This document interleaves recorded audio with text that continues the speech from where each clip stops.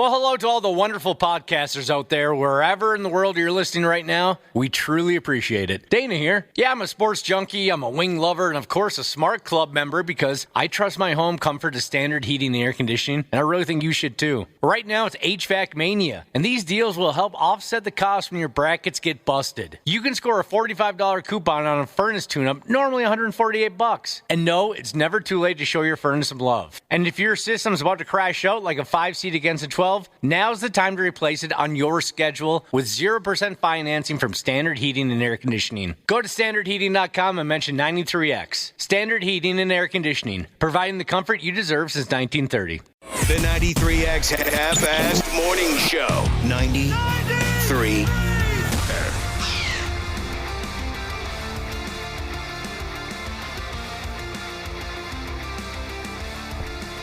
Yeah, the beauty and the magic of day one. A lot of you are just getting your first taste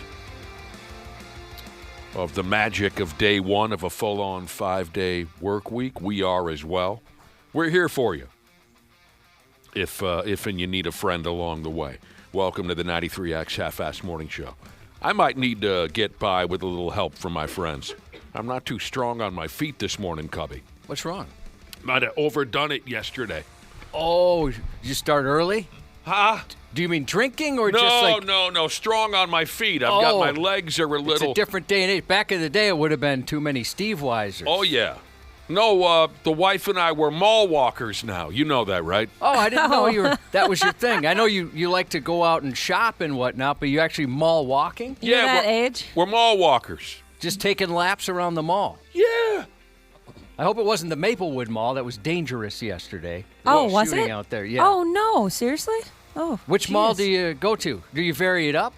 We're just beginning our mall walking career.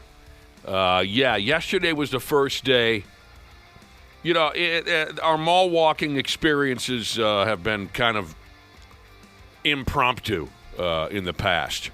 We'll go to the flippin' mall to buy something or another, and then we say, well, let's just take a few laps just for the hell of it, right? Yeah, you might as well. Yesterday was the first day where I said to my wife, let's go mall walking. Nice. Right?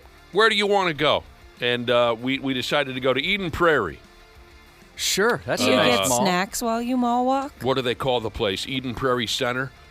Do we get snacks? Yeah, pretzel and cheese? Or... Yesterday, no, we didn't have anything to eat. Did you stop at Shields? Of course, we lapped around the upper level, the lower level. That's all part of mall walking. You cover every angle on one level, then you hit the escalator down. Then you do the every angle of the lower, upper, middle.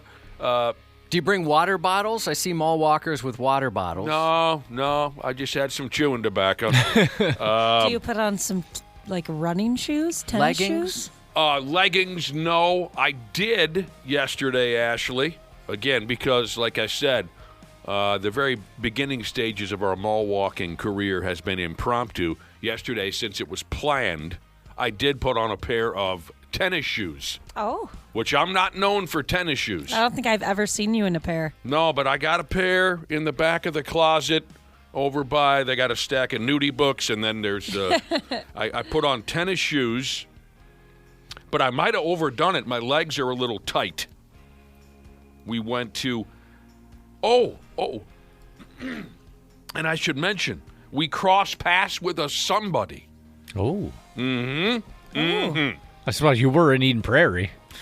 We crossed to, is that where somebody's hang out? Oh, yeah. Yeah. I lived in Eden Prairie. I had a little... Well, I mean, aside from football players.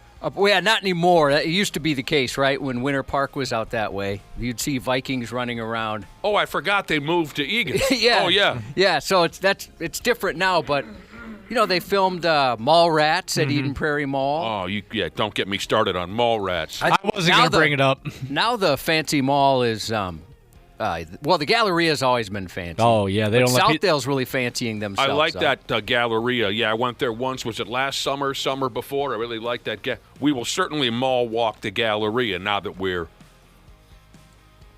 members of the mall walking community? Is that how I should say it? Yeah. Well, my parents are pretty much the presidents of the mall walking community, and I go and join them sometimes. And you're right, Nick. It's kind of enjoyable. It is. It's Mall a good walking? time. We do it every once in a while. Yeah. I like it a lot.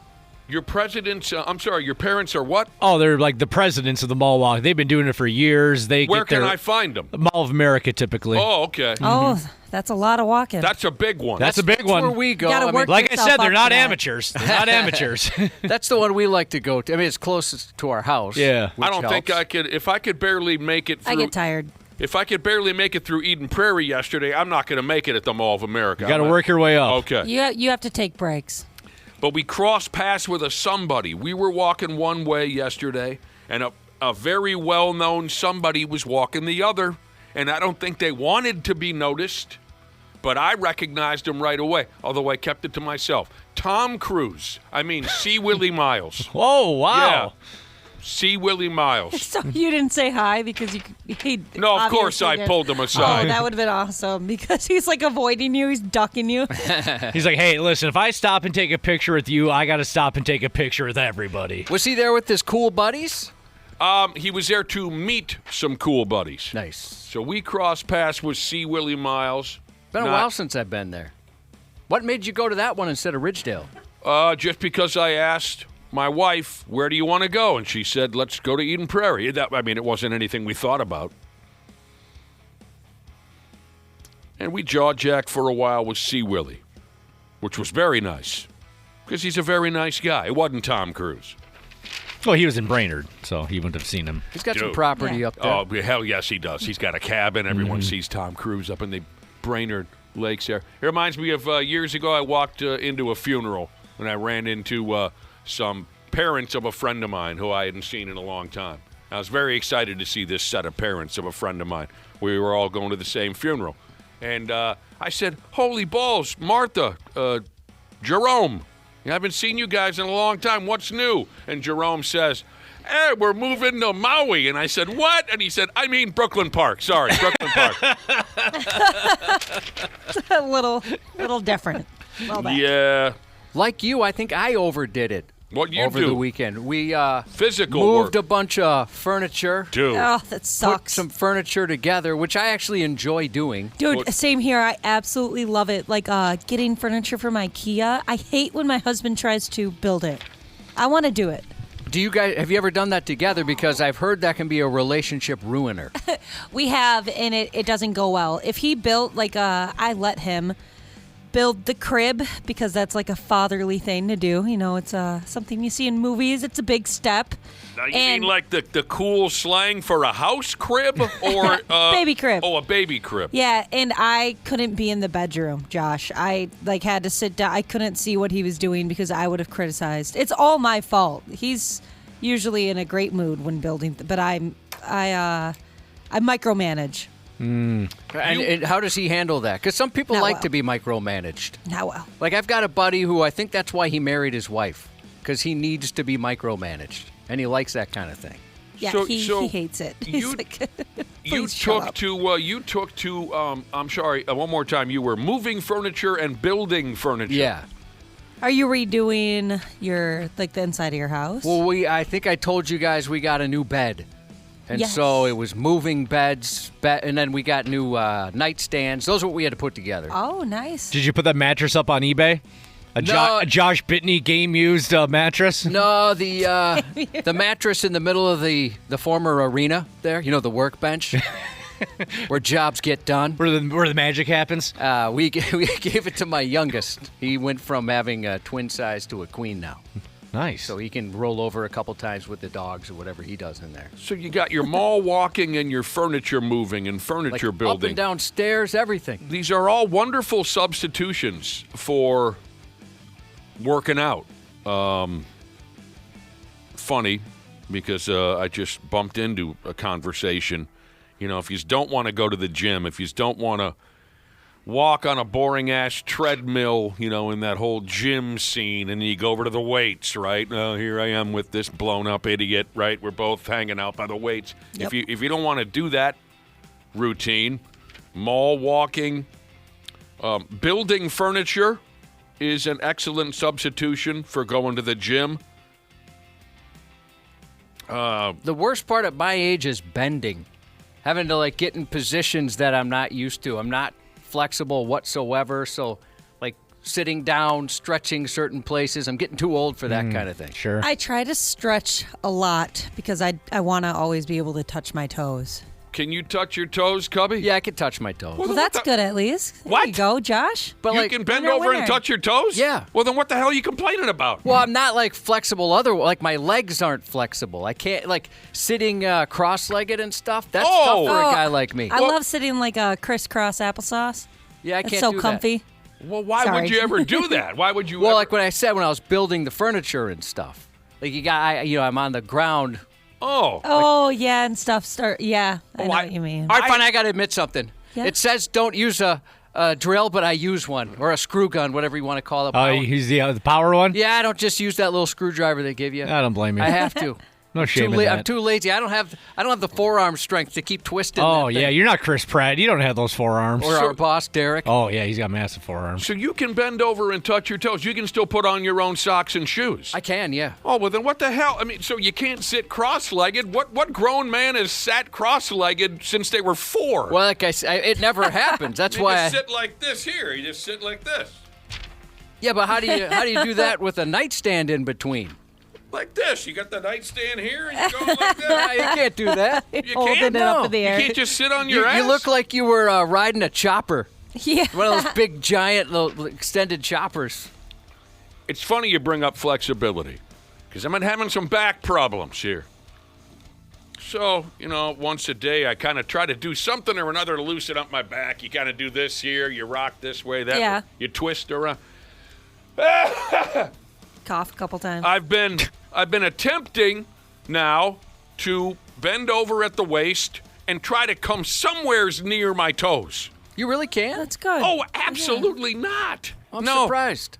You need to do some I've yoga. never stretched in my life. I ever. haven't either. So the my le- wife stretches folks for part of her job, and she says she has 80 and 90-year-old clients who are more flexible than I am.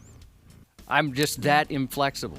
But you obviously are flexible. Well, I have You like 2 things I can do. I'm really not. I got you Like and I I need can't to. extend. Like if I can't extend my legs straight. We got to off air. We have to sit here and I think show each other what we're capable of. You're Have a, Yeah, I have a think we stretch should. off. I You're wanna claiming see. you're not. We don't want to have a stretch off.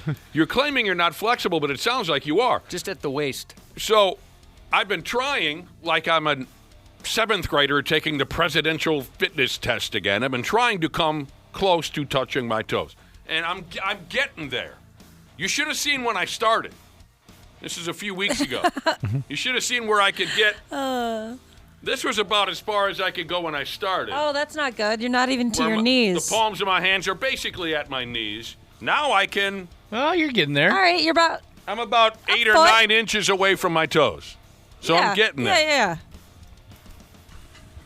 But this whole mall walking thing, I think it's going to be beneficial in the long run. Yeah, they say you got to get your steps in every day. So. They say aggressive yard raking. I don't know how Oh, many. dude, yes. I don't know that how has- many of us want to That's take on aggressive yard raking, but they said that can be a good substitution Yeah. to pressing weights at the gym. I'd rather go work out. I apologize to folks that do this kind of stuff for a living, but yard raking is way more difficult. I always forget how exhausting that'll that beat can be. you up. Yeah, and you get calluses or you start to get blisters on your hands. Well, you got to wear a pair of gloves. Yeah, I mean, we're Oh, boxing I never gloves. do. I always what? use your friggin' head. I always forget to. Carrying around children is a good, what's the word I'm looking for? Substitute? Substitution to working Yeah, out. my left arm is gonna be so buff. Like Quagmire when you Yeah. discovered internet porn. I try to like switch it up so it's not uneven, but there's no changing it. Shoveling snow, although some of yous, need to hand that shovel over to a younger person. You don't need to be dropping dead because of snow. I do Yes. like doing that. Although the most recent one, that was difficult. The heavy snow, that sucked. I screwed up my elbow a little bit doing that last week. The elbow. The elbow. I think I'd rather just skip any form of exercise if my substitution for working out, here it is on the list, if my substitution was deep scrubbing my shower, I love doing that. I think Oh, I'll just skip no thanks. working out altogether. Here we go. Rearranging furniture, Josh, which you were doing yesterday. Axe throwing, well, that sounds fun, but you got to give me 6-8 months to grow a big beard first. I suck at that. I've never done it. I thought it was going to be a lot easier. It's easy for some people, but I can't get it down. I told you before, I'm absolutely lethal with hand knives, throwing knives. Yeah. Axes, I've never tried it. I bet you'd be pretty good at it just because you know when to release. That's what I struggle with. I release too late I'm or afraid too early. Yeah, I'm going to release it into my knee. Yeah. That's Yeah. way too late. During when the pandemic came to town and everyone had to stay out of the bars there for a couple of weeks, a buddy of mine went to Walmart and bought some killer throwing knives. And he set up a target in his garage and everything. And I showed up a couple weeks late. These guys they'd already been throwing knives for a couple weeks. And I showed up and I said, "Can I try?" And they all went, "Yeah, I suppose, if you want to, sure." And I said, "What's the problem?" Oh, no, go ahead, try. So they were all convinced since I had just walked in the room and they'd been throwing knives for 2 weeks. And they were saying like, "Yeah, I've stuck it in the target once." Next guy said, "Yeah, I stuck it in the target twice last week and then like 2 weeks ago." And I said, "Well, so this is really difficult, huh?" They're like, "Yeah, so go ahead, cutie pie. You go ahead and try it." I was hitting the target like I was a friggin' assassin. That's awesome. And they were That all, sounds so much you fun. should have seen, they were so defeated. They were so upset that I even showed up.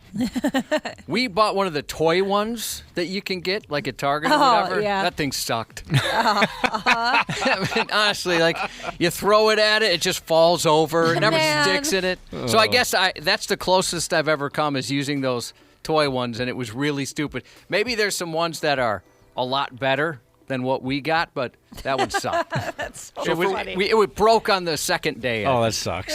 For whatever reason, I have natural skills with throwing knives. I was killing everyone in the garage at my buddy's place. People are texting in, "Didn't you throw an axe at your brother when you were young?" Yes. Sorry, I didn't put 2 and 2 together. We were talking about axe throwing, like traditional axes for chopping wood and whatnot. What I attempted to murder my twin brother with when I was 11 or 12, that was a pickaxe. So that didn't come to... Yes, I tried to kill my brother with a pickaxe. What are these other substitutions for working out? LARPing battles. I've always wanted to do that. You have? Yeah, What would be the theme? I would like it to be like Renaissance type of thing, like something more imaginative, like fairies and goblins and stuff like that. I can see Josh being an excellent... I can see you being excellent at playing a lord or a king who is sending his troops to battles.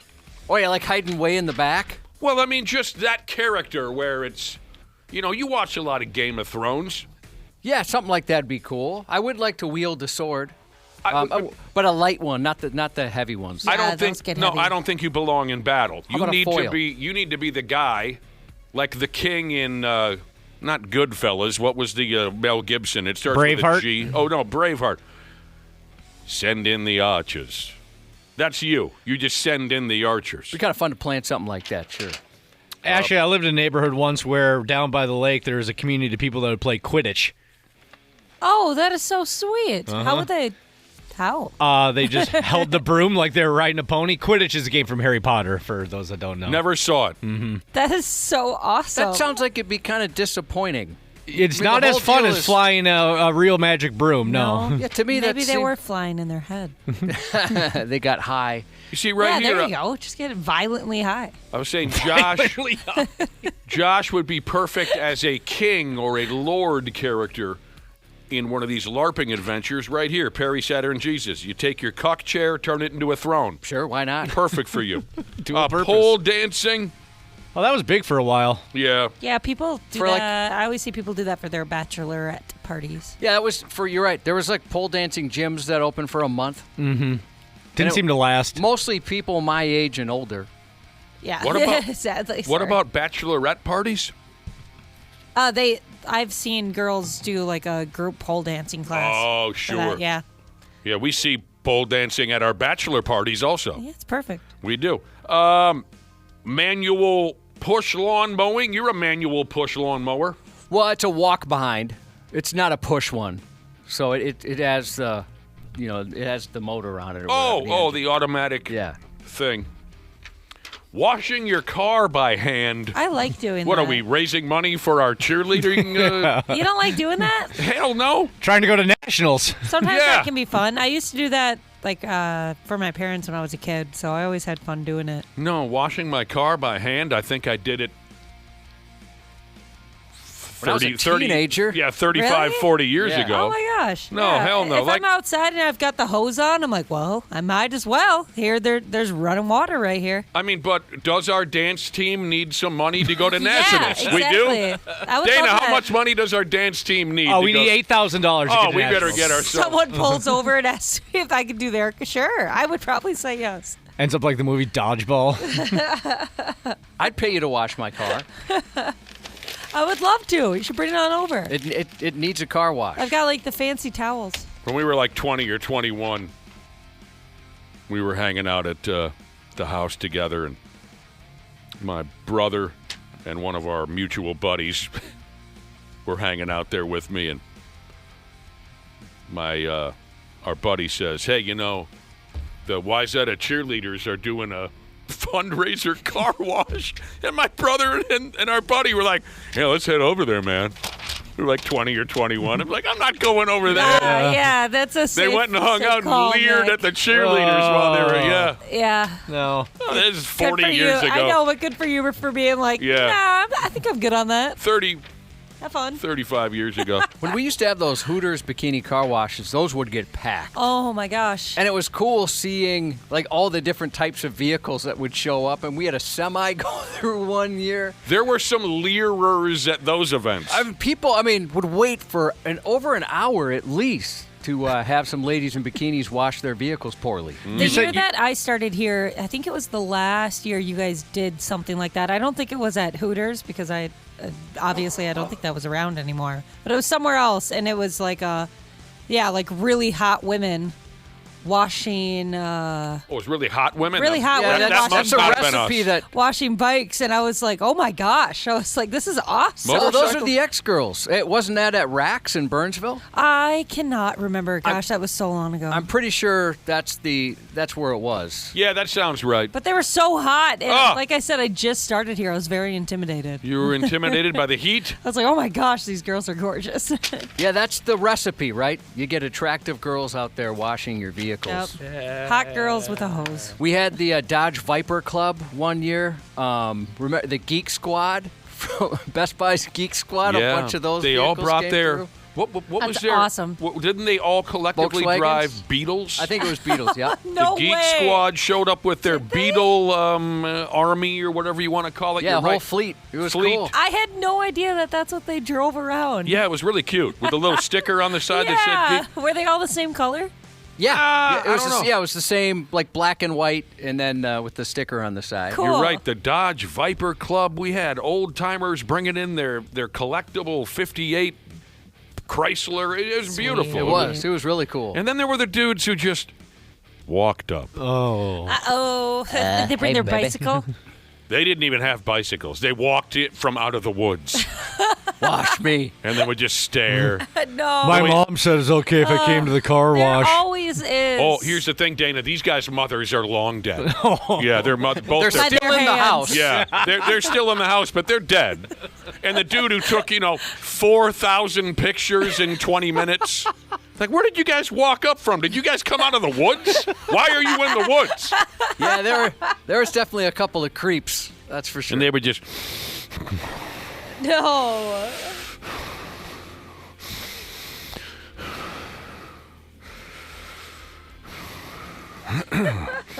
I don't know. That's so spot on.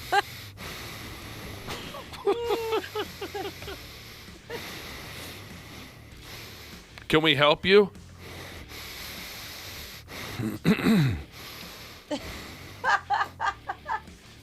That's why we had to shut it off, didn't we, Josh? Yeah. Too many guys coming in from the woods. Safety reasons. Do you need something to eat? Could you use some water? You know, because they look like they forest had. people. Yeah. Just come. Oh, that's awesome. Are your parents still living? No, they're not living. Oh, but they're still in the house? All right. The Olympics are all over. I don't think too many of us are heartbroken about that. We had a good time with the Olympics, didn't Yeah. It was fun yesterday morning. we? Big, Yeah. big, That big, was a good glorious. finish. I enjoyed it much more than I thought I would. I think it's maybe because of the timing. You know, it's on in the afternoon. I could always kind of catch things. What was? I had a lot of So fun. you with mean it. the Olympics in general? Yeah. Oh, Yeah, oh. it's almost kind of like feel like today. It's you come home from summer camp and you miss all your old pals you just made. You know, like it's over now. Kind of sad. You consider the people on TV your friends? Well, I was just relating to that feeling of like, you know, something just came in your life and then all of a sudden it's gone. And I'm like, I'm going to miss that. Just when I got to know everybody, they're gone. Why aren't the Hughes brothers on my TV anymore? I don't want summer to end. Come on, Mom. I want to go back. I didn't wake up to watch the hockey game. I'm against getting up at 6. Oh, really? I don't get up till I was 9:30 already- or 10 on I was Sundays. already up, so I was So like, I'll watch it. I missed out on all the glory of the hockey game, but I mean that's a great ending. I wish Yeah. there was some type of important sporting event every Sunday at 8 a.m. I like that so much. I love waking up. You love waking up. Like waking up and having- having something to look forward to like that. Yeah, and then you got the rest of your day. Yeah, and it feels like so much of the day has already passed. I'm like, oh, wow, it's only 10 a.m. There's so many possibilities. This is my invitation to Josh yesterday watching that gold medal hockey game. Oh,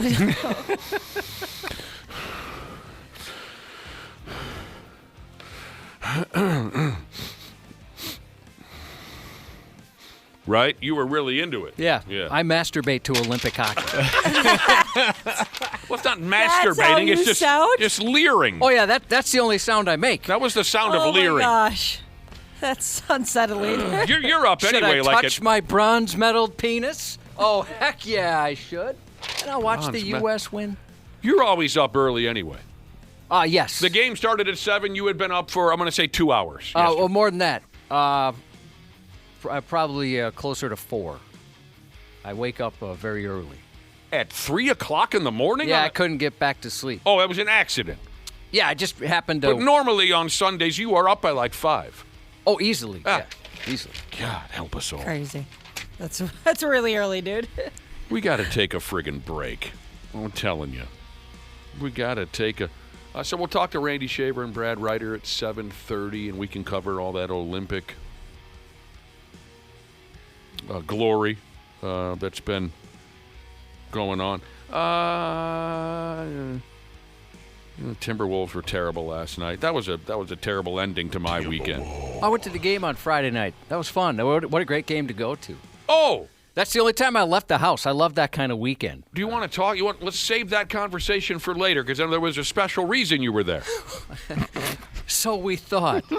The reason was still special, but not as special as I was led to believe. This until sounds like a good story. Friday afternoon. I don't know if it's a good story. I feel like saving it. We're out of time anyway. All right, yeah. We could bring it up if you want. Yeah. Yeah. If you want, we can bring it. It up. was. I have no idea what you're hinting at, but this sounds good. Yeah. It's a doozy. Oh, okay, Oh, good. I'm so good. excited. Okay. Good. We'll save it. I like that. We'll take a break. When we come back, we'll hit up this stupid news. Come on back in a few minutes. Half-Assed Morning Show.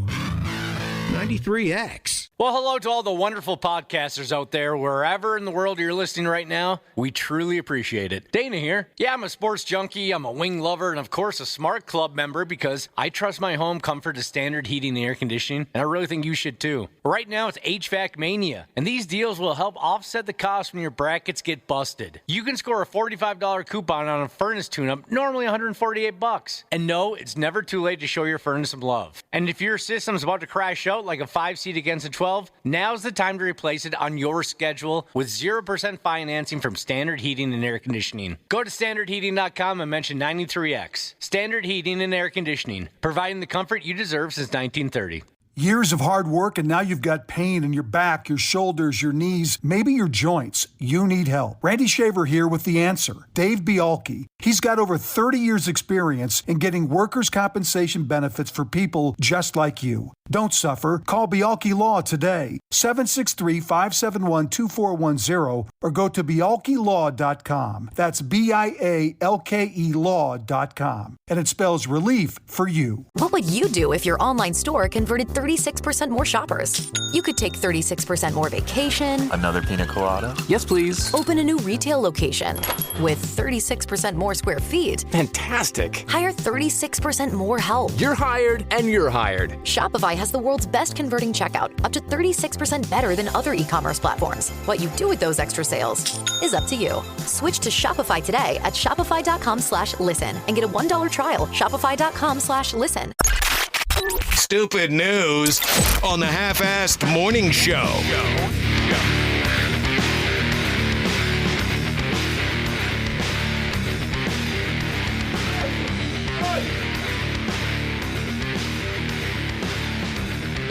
All right, don't get cute with this, but we just tested Cubby's flexibility off air, and he's better than fine for his age. He was telling us off air that lied to then. He's the least flexible guy, and my wife says I'm a 90-year-old when it comes to the sumbitch can bend over and touch his toes. He can put his shoes and socks on to this day just like a kid.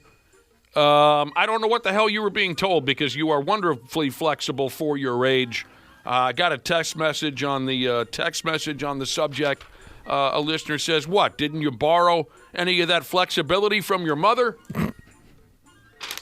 Oh. Is this mic on? I'm not going to respond to that person. It's already rough. It's been a rough day already, is that what you said? It's a Monday. It's already rough.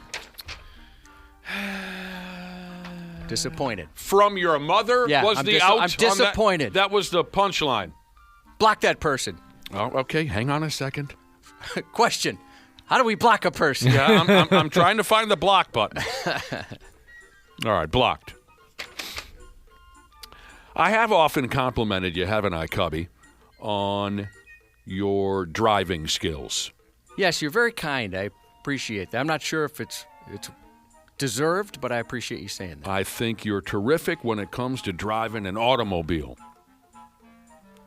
How about the rest of you? Do you think you're a good driver? Talk to me. Decent. Huh? I'm decent. Decent? Confident behind the wheel. Confident.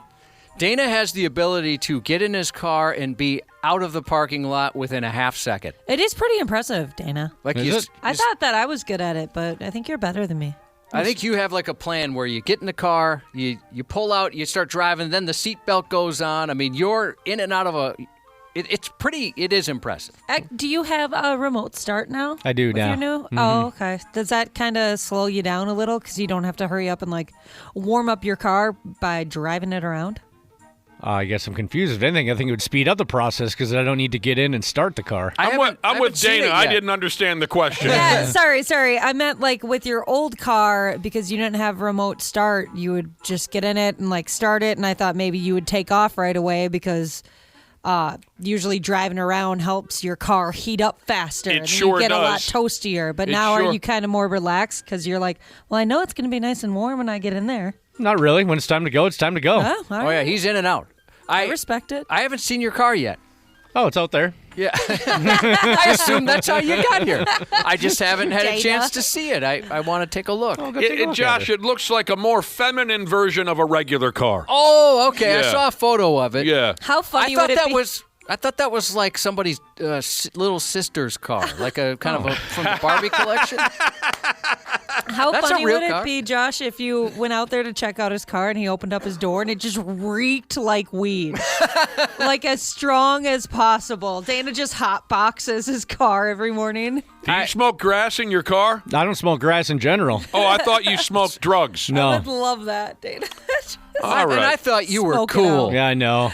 By the way, that remote start, don't be shy about that sumbitch. My friends bust my balls. I don't care if it's 15 below or 65 degrees. I finger bang that remote start. I think I'm more excited about this summer to get the air conditioning blasting than I am the yeah. winter. Oh, I did. I've never done that actually.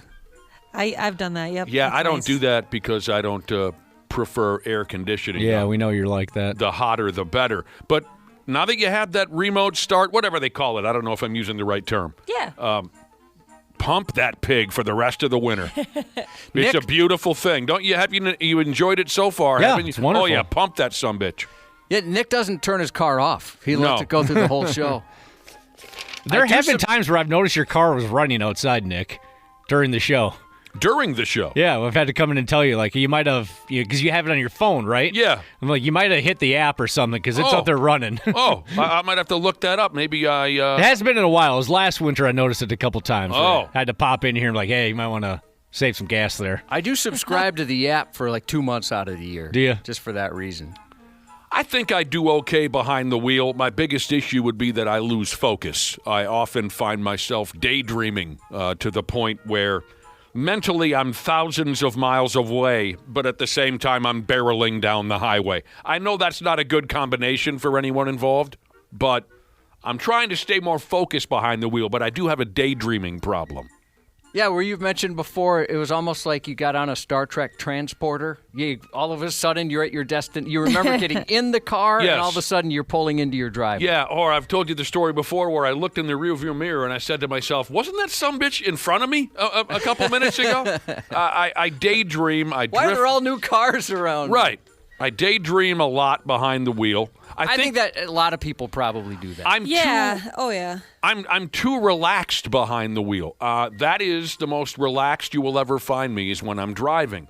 And I've gotten to the point now where I'm too relaxed and I lose focus on the task at hand. Yeah, I'm really relaxed in the morning, and there's been times. I mean, it's been a while. It was picking up a little bit more when I was pregnant because of that pregnancy brain, where I would just like miss the exit that I take every single day to work, and so I would text Josh and be like, "Hey, I somehow went the wrong way, so I'm gonna be like 5 minutes late." You're thinking about something else. I'm like, I have no idea where I am. I look up and I'm like, I don't think I usually go this far. I've got a buddy who, if he's on the phone, he's going to miss an exit. I've been on the Yeah. phone with Oh, him yeah. before. He's like, I missed my exit.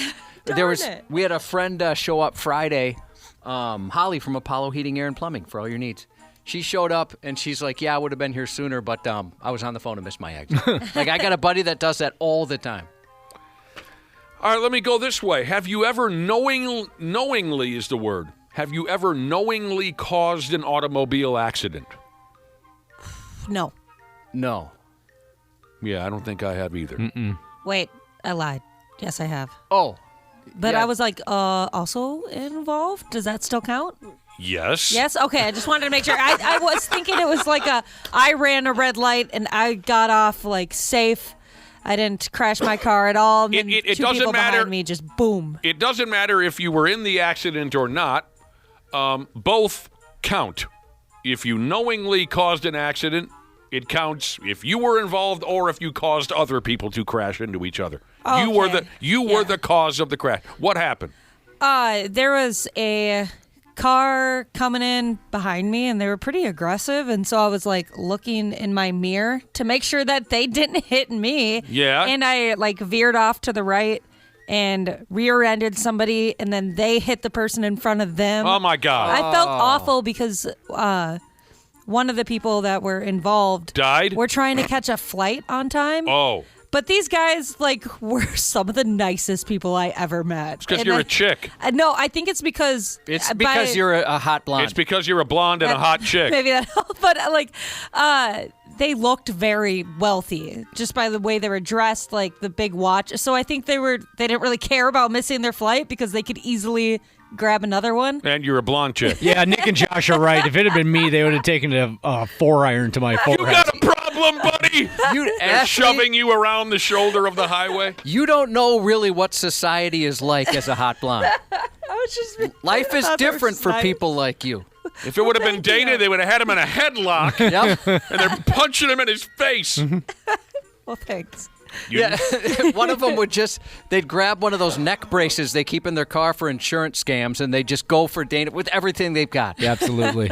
Poop Foot Jesus said just last week he totaled 2 vehicles. I suck. he Oh, said. my gosh. Sorry. Well, we all know some people who are a little challenged behind the wheel. I love this one. This is so good. Mohawk Mechanic Jesus. Maybe he's the one that told me this before. He texts us in. Good drivers miss their exits. Bad drivers never miss their exits. Oh, those people scare me. I see that so often where somebody's in the far left lane. They're like, I'm going to exit right here in 10 feet and just cut everybody off. It's not that serious. Just take the next one. It's all right. Well, here's a gal who effed up, and, I was asking you if you've ever knowingly caused an automobile accident. This gal caused several of them. It's a little different because she wasn't even driving when she caused them.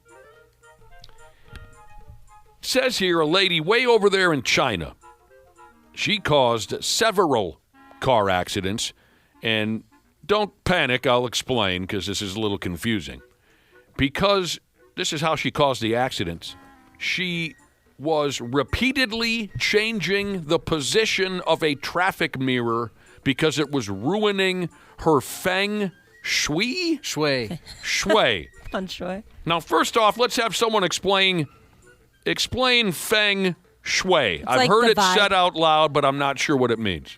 Yeah, it's like the vibe. The vibe. Of like a room. Yeah, Well, like how what things kind are of- arranged. Yeah, right? how things work together. To make it and- harmonize. You know? Okay. Like, say, this Harmonize. particular room, the way things are arranged. Things need to be balanced. Like your living room or bedroom. It's very important to people. I think Chinese culture, it's very big from what I've heard. Probably, I'm sure that's where it gets its name. But some people are really into that for sure. So every room has a certain level of feng shui. Some of it is good and some of it is bad, Right. depending on how it's organized, how it's put together. So, okay, that's what feng shui is. Again, one more time. How this lady caused several accidents. She repeatedly changed the position of a traffic mirror because it was ruining her feng shui. I also had trouble with the term traffic mirror, but Josh explained to me. At first I thought that was a Chinese way to say rear view mirror. No, Josh explained to me, and when he did, it all made sense. Sometimes on a road with a sharp corner or some other type of blind spot or something like that, a mirror will be put next to the road so folks can see oncoming traffic, this and that. I'm sure you've seen that before. I've seen it once or twice. Have you Yeah. guys seen that before? Can't recall, probably, I'm sure. There's a mirror on the side of the road so you can see someone off this way or that way because of a blind spot or a sharp turn. So the lady was leaving her home, because this is in her neighborhood. She would walk out of her home and adjust this traffic mirror. It wasn't there for fashion. It was there to help drivers see what the hell was going on, but she took it upon herself to adjust it because it was mangling her feng shui.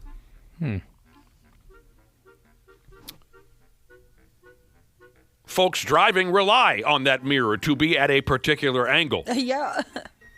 This gal didn't like the overall vibe it was giving off. She didn't like the way it affected the overall look of her neighborhood.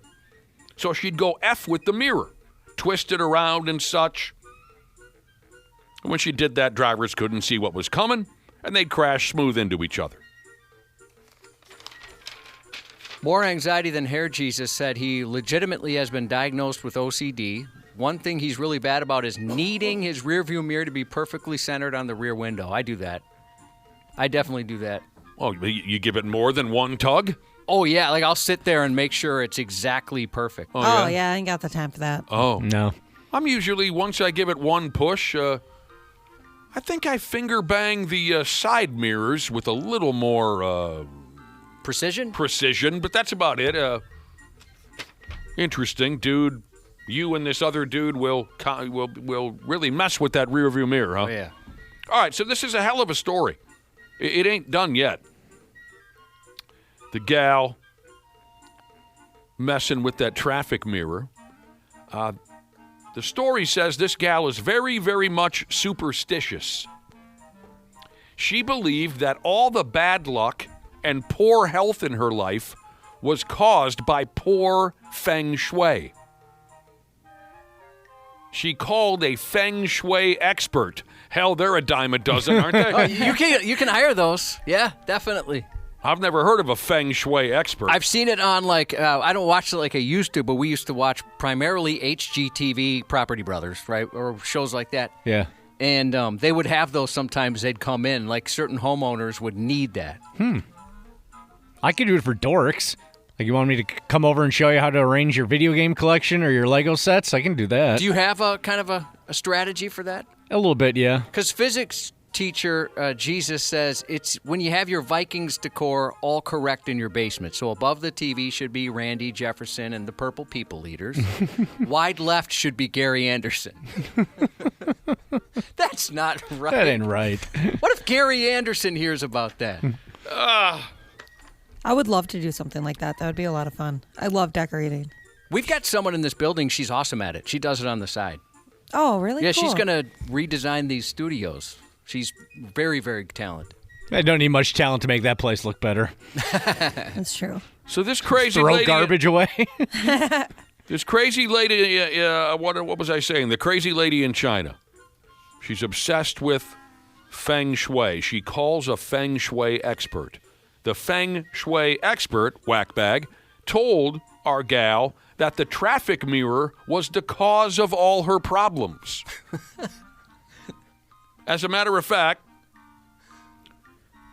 the feng shui expert and this crazy lady and her husband all believed that the traffic mirror was no regular mirror. They believe that the mirror is a, quote, demon-revealing mirror. When you look into it, it turns regular people into demons. Go on. Oh, no. There is something or another in Chinese mythology that says there are demon mirrors out there that reveal the true identity of a demon disguised as a human.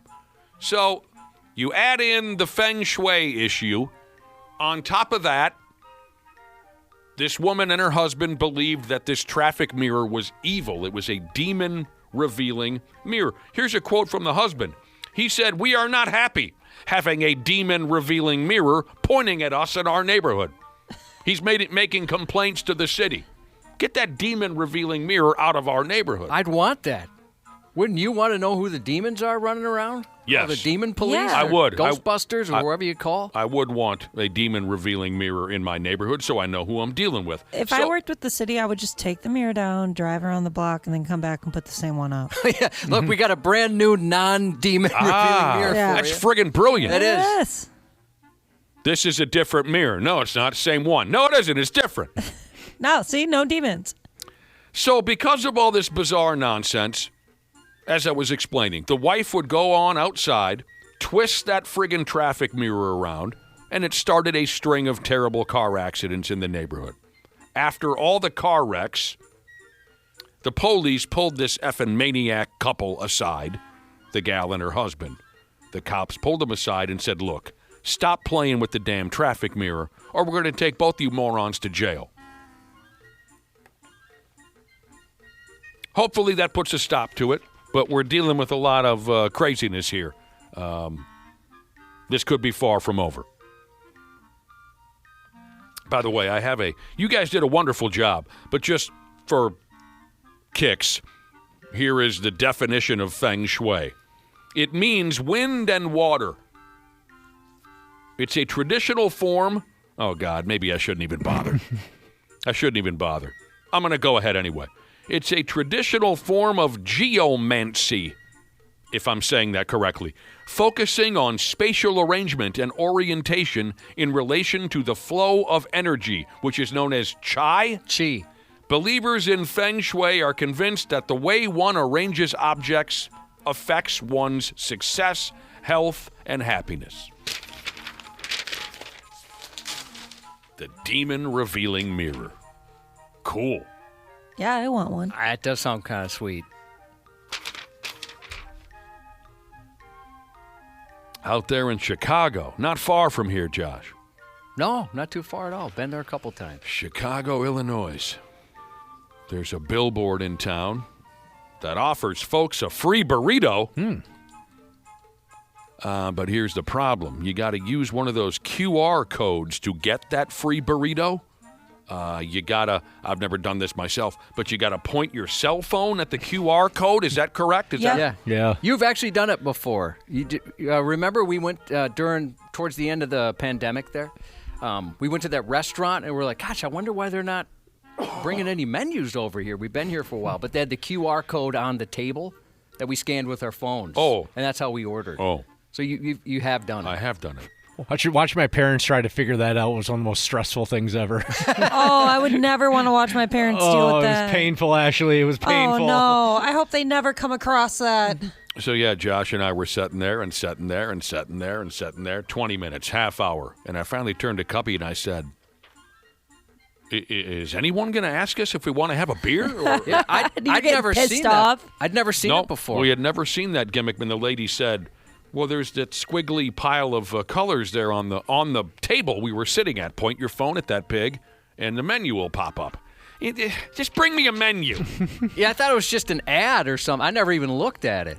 I felt a fool, Dana. Yeah, I haven't seen it happen much, but I definitely do remember, like you said, the end of the pandemic, they were going with QR menus.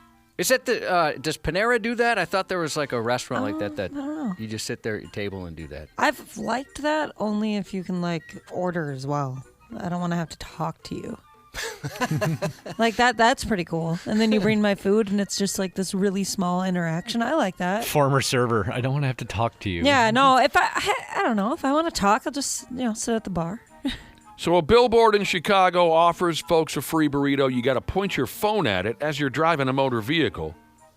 Take a picture of the QR code. That's how you qualify yourself for that free burrito. So there are people who are concerned that if everybody who drives by the damn billboard is pointing their cellular device at the billboard, they're going to kill dozens of innocent people in violent car wrecks. Distracted driving, right? We're all trying to put a lid on distracted driving. This billboard encourages folks to finger blast their phones while driving. That's not good, some are saying. Local officials are looking into this. Regular folks in Chicago are asking, should QR codes be allowed on billboards? What are we doing here? It seems like a bad idea. I don't know. I mean, a high-speed crash is a high-speed crash, but free burrito? Sometimes you just got to roll the dice. Oh, yeah. Sometimes the ends do justify the means, is what you're saying. Exactly. The billboard is more or less saying, hey, you driving 66 miles an hour, take your eyes off the road for a while, grab your phone, forget safe driving. We're talking about a free burrito here. Word is the Chicago Department of Transportation is going to try and straighten this out before a bus full of kids goes off a bridge. All right, I apologize. We're being corrected. We pronounced pandemic wrong. Local 34 Jesus would like us to pronounce it correctly. Plandemic. I love text. haven't heard that one in a while. What's next? I heard it every 5 minutes for 2 years, but then there's been quite a stretch of time now since I've heard someone say plandemic. It's good. Oh, God. Real quick, if you don't mind. We try to stay as far away from politics as possible on this program because of the obvious.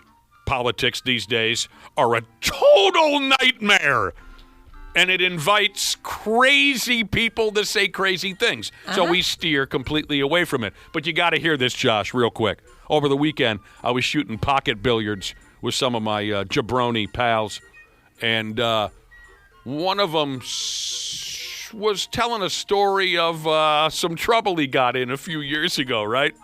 More than a few years ago. And I said, well, what happened? What led to all this trouble? And he said, yeah, I was in a bad mood. I had too much to drink. And I said, well, explain. I want to find out what you were in a bad mood. What was bothering you? He goes, I got drunk. I said, yeah, but you mentioned you were put into a bad mood. Well, what started that bad mood? He goes, Obama had just been elected. And we all started laughing. Obama. We all started laughing our balls off. That's it. That's what started it. I miss Thanks Obama. I love saying that. Sometimes I'll remember it out of nowhere, and I'm like, oh, this is going to be good. But he said it like we would all understand, like it affected all of us. Dude, yeah, You're on the same boat. You guys know what happened. I mean, Obama had just been elected. Yeah, it's a tough day. Yeah. We can't do anything right. Right. Print Shop Jesus said I pronounced it wrong again. Scamdemic.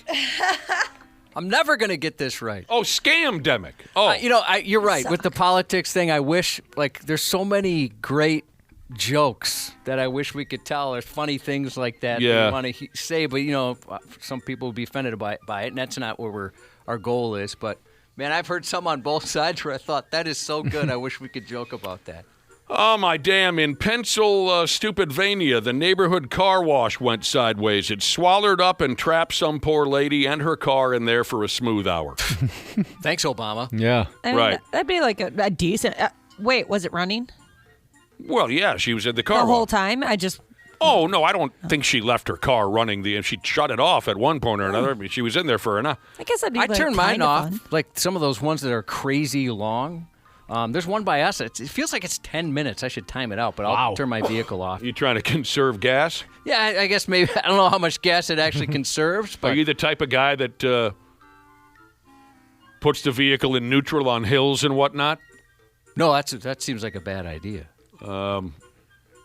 My pal Big Al. Big It's a Al way to works with a crash. guy. Big Al works with a guy who's so tight with his gas money that he shuts it off at stop lights and whatnot. Oh my god! And I think he said the trick is he puts it in neutral when he's going down hills. Oh, is that right? Yeah. Most this vehicles gal. just do that now. They Yeah, turn mine off does at that. Oh stoplights, yeah, that's right. The modern vehicles do. When that first started and people had that, my vehicle didn't have it, it would scare the heck out of me like at a stoplight. Oh, yeah, what's going on? definitely. It's That so guy's having some trippy. car trouble. First time I had that happen, I thought there was something wrong with my motor vehicle, Yeah. but no, it shuts off. It's a magical thing. So here's a gal sitting in her car just trying to get that pig shined up, and she was trapped. Felicia is the gal's name. She told her story on that TikTok deal. She said the friggin' wash suddenly shut off. The garage doors closed tight. And there she sat. There was an emergency button somewheres inside the wash, but that wasn't working. Oh. She started hammering on the garage doors, pounding on the... Nobody on the outside could hear Dick. And then, and also she said she had one in the chamber. Oh, that's terrible. Oh, no. She called the cops. The cops pulled the owner of the car wash out of a bar. He swung by with a set of keys and rescued Felicia, but she was in there for an hour. Is it bad that I can't help but think about how she didn't get to go through the dryer? So her car probably has just all these terrible water spots and stuff all over it. I think, I don't think it was that bad. I think her biggest priority is probably getting that one out of the chamber, actually. At that Oh point. yeah, she's got to do that first, and then maybe hit the car wash again. Yeah, I bet Do you she go gets back? Free car washes for a while. Her vehicle was fine. The wash owner apologized, and he handed Felicia a fat stack of gift cards. Big old stack of free car wash. Watching the video is kind of funny, just like her going, you gotta be kidding me." Yeah, Like God. knocking on doors, trying to lift the garage door. That only happens when you're supposed to be somewhere too. Sports on the 93X Half-Assed Morning Show. Boldy looking to push through. Back Boldy to the net. He scores! Back across it comes. Jack Hughes wins it. The golden goal for the United States. For the first time since the 1980 miracle, the United States takes the gold. Oh, God. Like I said last week when the American women's hockey team beat the Canadians at the Olympics, it appears now, Canada, that the tables have turned. Aha. Right now, at this moment, Cubby, the United States can claim that we have birthed the greatest hockey players in the world. That's really cool. Yesterday in Italy, the U.S. men's Olympic hockey team beat Canada 2-1. 2-1. I had no idea it had been that long. You didn't have any idea. No, I thought for sure that this is a regular occurrence. I guess I don't really pay much attention to the Olympics in that way. So You ever heard anyone say that great moments are born from great opportunity? And that's what they had yesterday, boys. Yeah, it was 46 years to the day since the Miracle on Ice. First gold medal for the dudes since that 1980 tournament. A kid by the name of Jack Hughes scored 1 minute and 41 seconds into this silly 3-on-3 overtime, and she was all over with.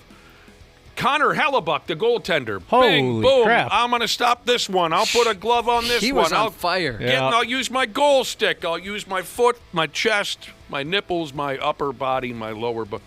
Connor Hellebuck was the best player on the ice yesterday. So, we're running wild in the streets. Running wild in the streets. Both the ladies and the dudes beat Canada in the gold medal FME running game. We'll have a final, Olympics jaw jack in a half hour when Randy Shaver and Brad Ryder show up. We'll tell you where everybody settled, where everybody finished as far as medals go. The United States did quite well. Timberwolves were mostly awful last night. They lost. Golden Gopher women's basketball lost. That ended their hot streak. Terrible news from the Minnesota Vikings camp. Concerning news from the Twins, but that's kind of what we're used to at this point. Concerning is almost a good thing. It's only concerning and not just total devastation. Not devastating. Well said. Not We'll take it. Horrifying. Oh, concerning. Oh, thank God. Oh, I thought something was wrong. Completely debilitating, paralyzing. Josh has more news for you when he comes around the bend here in a few minutes. Half-assed morning show. 93X. Well, hello to all the wonderful podcasters out there, wherever in the world you're listening right now. We truly appreciate it. Dana here. Yeah, I'm a sports junkie, I'm a wing lover, and of course a Smart Club member because I trust my home comfort to Standard Heating and Air Conditioning, and I really think you should too. Right now it's HVAC Mania, and these deals will help offset the cost when your brackets get busted. You can score a $45 coupon on a furnace tune-up, normally $148. And no, it's never too late to show your furnace some love. And if your system's about to crash out like a 5-seat against a 12, now's the time to replace it on your schedule with 0% financing from Standard Heating and Air Conditioning. Go to standardheating.com and mention 93X. Standard Heating and Air Conditioning, providing the comfort you deserve since 1930. Years of hard work, and now you've got pain in your back, your shoulders, your knees, maybe your joints. You need help. Randy Shaver here with the answer. Dave Bialke. He's got over 30 years experience in getting workers' compensation benefits for people just like you. Don't suffer. Call Bialke Law today, 763-571-2410, or go to bialkelaw.com. That's BIALKE law.com. And it spells relief for you. Mic Drop. You ready? Let's do it. Hosted by former Navy SEAL Mike Ridland. It's unfiltered. You know, you go to the sound of the gun, bam, you're gone. It's weird. I mean, I've had so many near-death experiences. It's raw. I love this country. I offered my life to serve this nation and protect its people. Question, you know, what's the meaning of life? And to me, it just boils down to one single word, which is purpose. Mic Drop. Follow and listen on your favorite platform.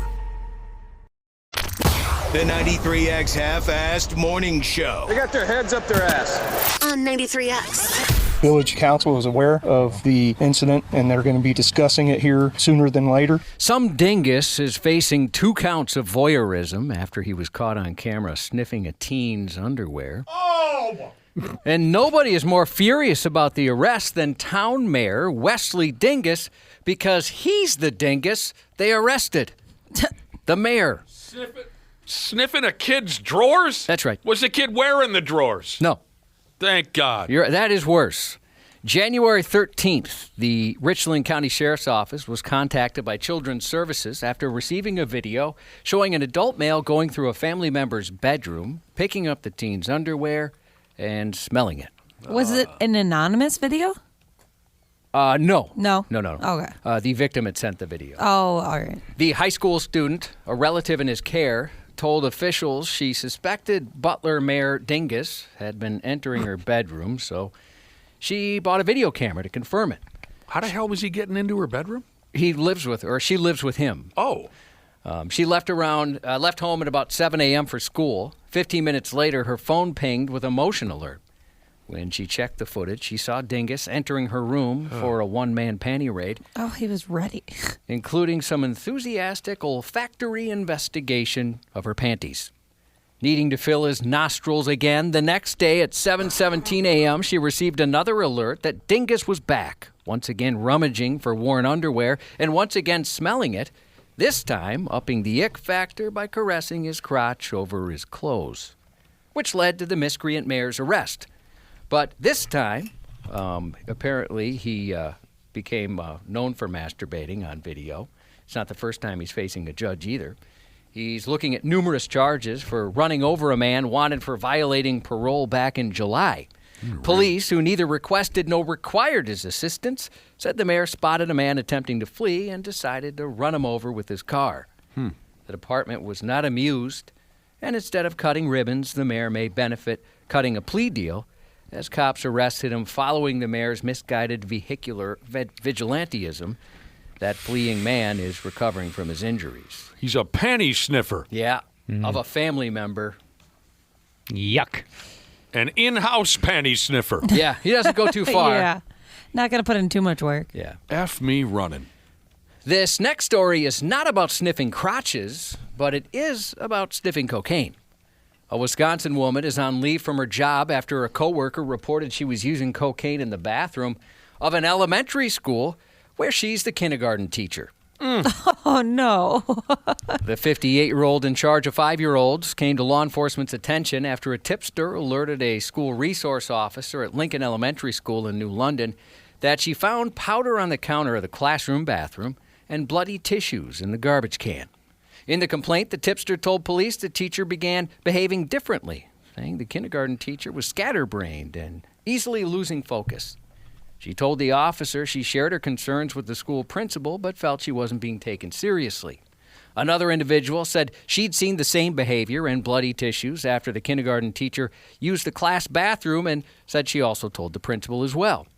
After a conversation between the teacher and the principal, the tipster told police she found more powder on the desk chair and the bathroom counter, which a drug test confirmed positive for cocaine. The investigation led to a canine being brought to the school. It reportedly alerted its handler to Lobenstein's vehicle in the parking lot. The SRO says he then met up with Lobenstein and found cocaine in her purse and coat pocket. She admitted to buying $200 worth of cocaine earlier in the week and to using cocaine in the bathroom of the teacher's lounge and off the changing table in the bathroom of her kindergarten classroom. That's a bad habit. While most 5-year-olds are still mastering finger paints, the class may have received Wisconsin's earliest hands-on chemistry demonstration, as the school resource officer said students also used that bathroom and were tall enough to reach the changing table, which, if ingested, would make nap time impossible. After trading construction paper for handcuffs, the teachers due back in court March 17th. You know, my first grade teacher had a very red, irritated nose day in, day out. It wasn't quite the 80s yet, so I'm not ready to blame cocaine. I've settled on the idea that she just had a crippling dependency on alcohol. That's what I always thought. Oh, yeah, I forget about that. Yep. With the red nose and whatnot. But day in, day out, I don't care if it was September, April, she had this constant, bright red, irritated-looking nose. Also in Wisconsin, a mother became furious after her daughter got into a confrontation with a school security guard and did what any level-headed, measured parent would do. She immediately intervened to stop the 14-year-old from fighting, so she could fight the security guard instead and then threaten a school shooting.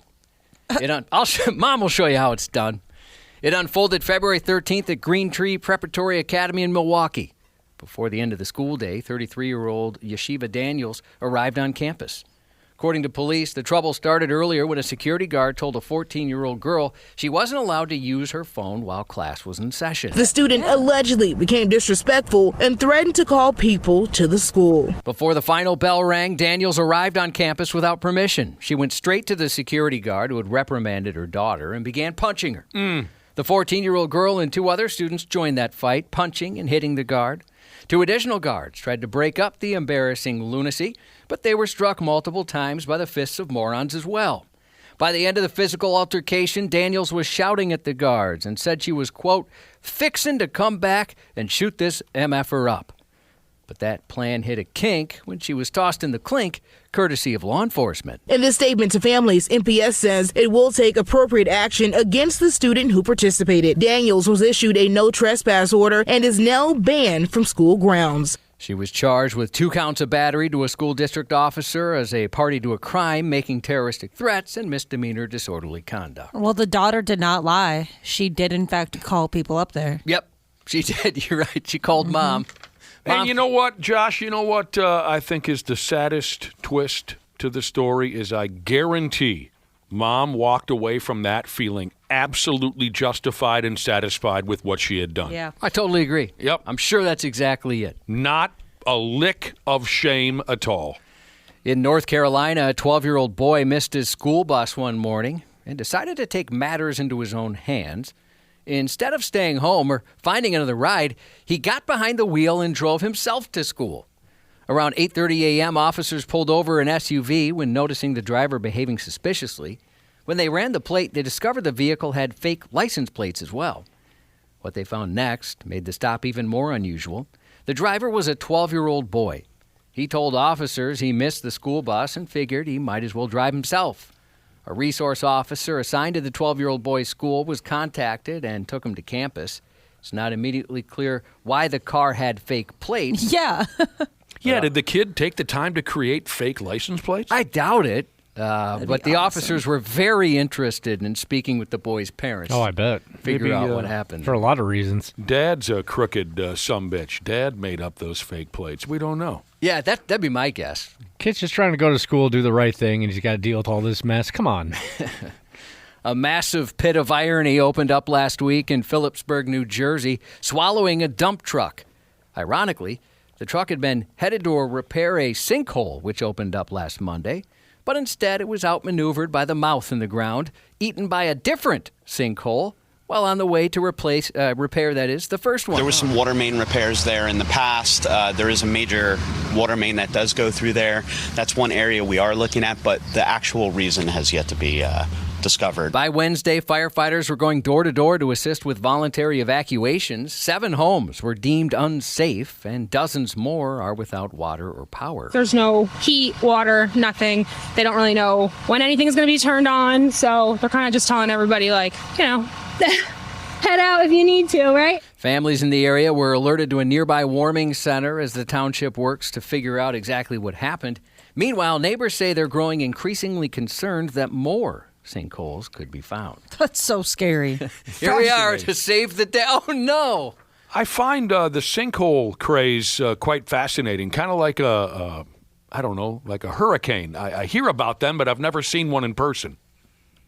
Yeah, I haven't either. I had experience with one once. I was driving down the highway to go to work, and all of a sudden a trooper just just flies past me. I've never seen cops go this fast, and just does like a cool little skid and goes sideways on the highway and starts blocking it all off. I was like, all right, well, this is inconvenient. But I thought, ooh, cool, what's going on?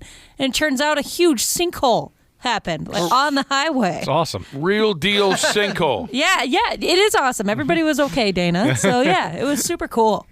Hey, I'm going to get a selfie in front of the sinkhole. Yeah, and then I had an excuse to be late for work. I was like, wow. Sinkhole on the highway. And I'm sure everyone's like, yeah, right. Yeah. In the delicate, sleep-deprived world of baby bottles and burp cloths, few things spark spirited debate quite like diapers and double entendre. Now, one popular baby care brand known for its business in dirty diapers is facing backlash after drifting into dirty jokes. And parents say Frida Baby's tone on social media and product packaging goes too far. Oh, no. Tone deaf? Yes, tone deaf. Tone deaf. Many argue the brand is sexualizing its products and the infants they're meant for, with some calling for a full boycott. Sexual jokes to market baby products are actually sick and twisted, parents say. This is absolutely appalling and disgusting, a parent said about the promotion for the company's 3-in-1 True Temp thermometer, which features the device next to a baby's bare butt, paired with the caption, "This is the closest your husband's gonna get to a threesome." Yeah, that's a little odd. This is a bad joke. That's a little odd. Packaging for the 3-in-1 ear, forehead, and touchless thermometer included the phrase, "How about a quickie?" That one's kind of funny. And instructions for a Frida Baby humidifier included the line, "I get turned on easily." Another baby product read, "I'm a power sucker." I genuinely thought what they made were very helpful tools for moms and babies. But over the weekend, I became aware of how they've been marketing online. And I had no idea they've been using heavy sexual innuendos to sell baby products. So here's some examples. One post showed a congested baby with mucus deliberately placed across the baby's face with the caption reading, "What happens when you pull out too quickly?" She talks in fast forward. Yeah, I thought that was a different joke. Did you speed that up, or did that lady drink a case of caffeine pills. She speaks at 1.5 in the YouTube world. More recently, Frida Baby shared an Instagram post focused on breastfeeding with text that read, "Boobs. Everybody loves to see them. Flash them for beads, shake them on the dance floor, flaunt them on the billboard, no complaints. But the second you pop one out to feed a baby, cue the meltdowns." A clear jab at the cultural double standard which sexualizes breasts and stigmatizes breastfeeding. A final post read, "Boobs deserve better than beads. Show us what your boobs can do," directing users to a website. In the comment, some users criticized the brand's approach, and others said they plan to stop buying the company's products altogether. Well, that threesome joke is the one that grabbed me. Yeah, that one's a little odd. What the hell? I will say I noticed when I was postpartum that they had funny jokes on some of their packaging, like things that were only used for postpartum. Like there'd be like a pack of nipple shields, and it would say something like, "I want to protect your nipples too," like something cute. And that made my day in those couple days postpartum. Like those fun little messages. I didn't realize that it was on their baby products too. That's a little far. Yeah, when you're suggesting a threesome with your baby, and show a nude baby butt, that's a little much. That's a little weird. But they do. I mean, their products are pretty great. That's when the Rebel Alliance will strike, Josh. Is when the nipple shields are down. That's the safest time to do it. Yep. A truck repair shop in Ohio is stirring up controversy online after using children who swear in their advertisements. You got small balls and your truck just stalled. We can help you with your truck. Maybe you own a trailer and your brakes are failure. We can help you with your trailer. So get with us here at Robinson Truck and Trailer Repair if your truck's gone to your boss is a I love it. Yeah, I'll give them all my money. Robinson Truck and Trailer Repair shared the ad on social media. Reactions have been mixed. Some viewers think it's funny and attention-grabbing, while others question whether it's an appropriate way to promote the business. I don't know. Swearing kids have always been funny to me, especially when I was a kid. It can be good comedy. I love that my brother and I knew all the words way before anyone else in our class. I was proud of that. A Texas woman with a unique sense of style ended up in handcuffs after crashing her BMW into a fire hydrant while drunk, wearing only black fishnet tights, a tight motorcycle jacket, and leather underwear. When it was over, images showed the battered SUV sitting beside a torn-up curb and a pile of dirt. The bumper was busted, the tires flat, and the airbags had been deployed. Her outfit drew just as much attention as the wreck itself. Her cowhide-covered crotch didn't just turn heads at the scene. It quickly became a topic of conversation on social media.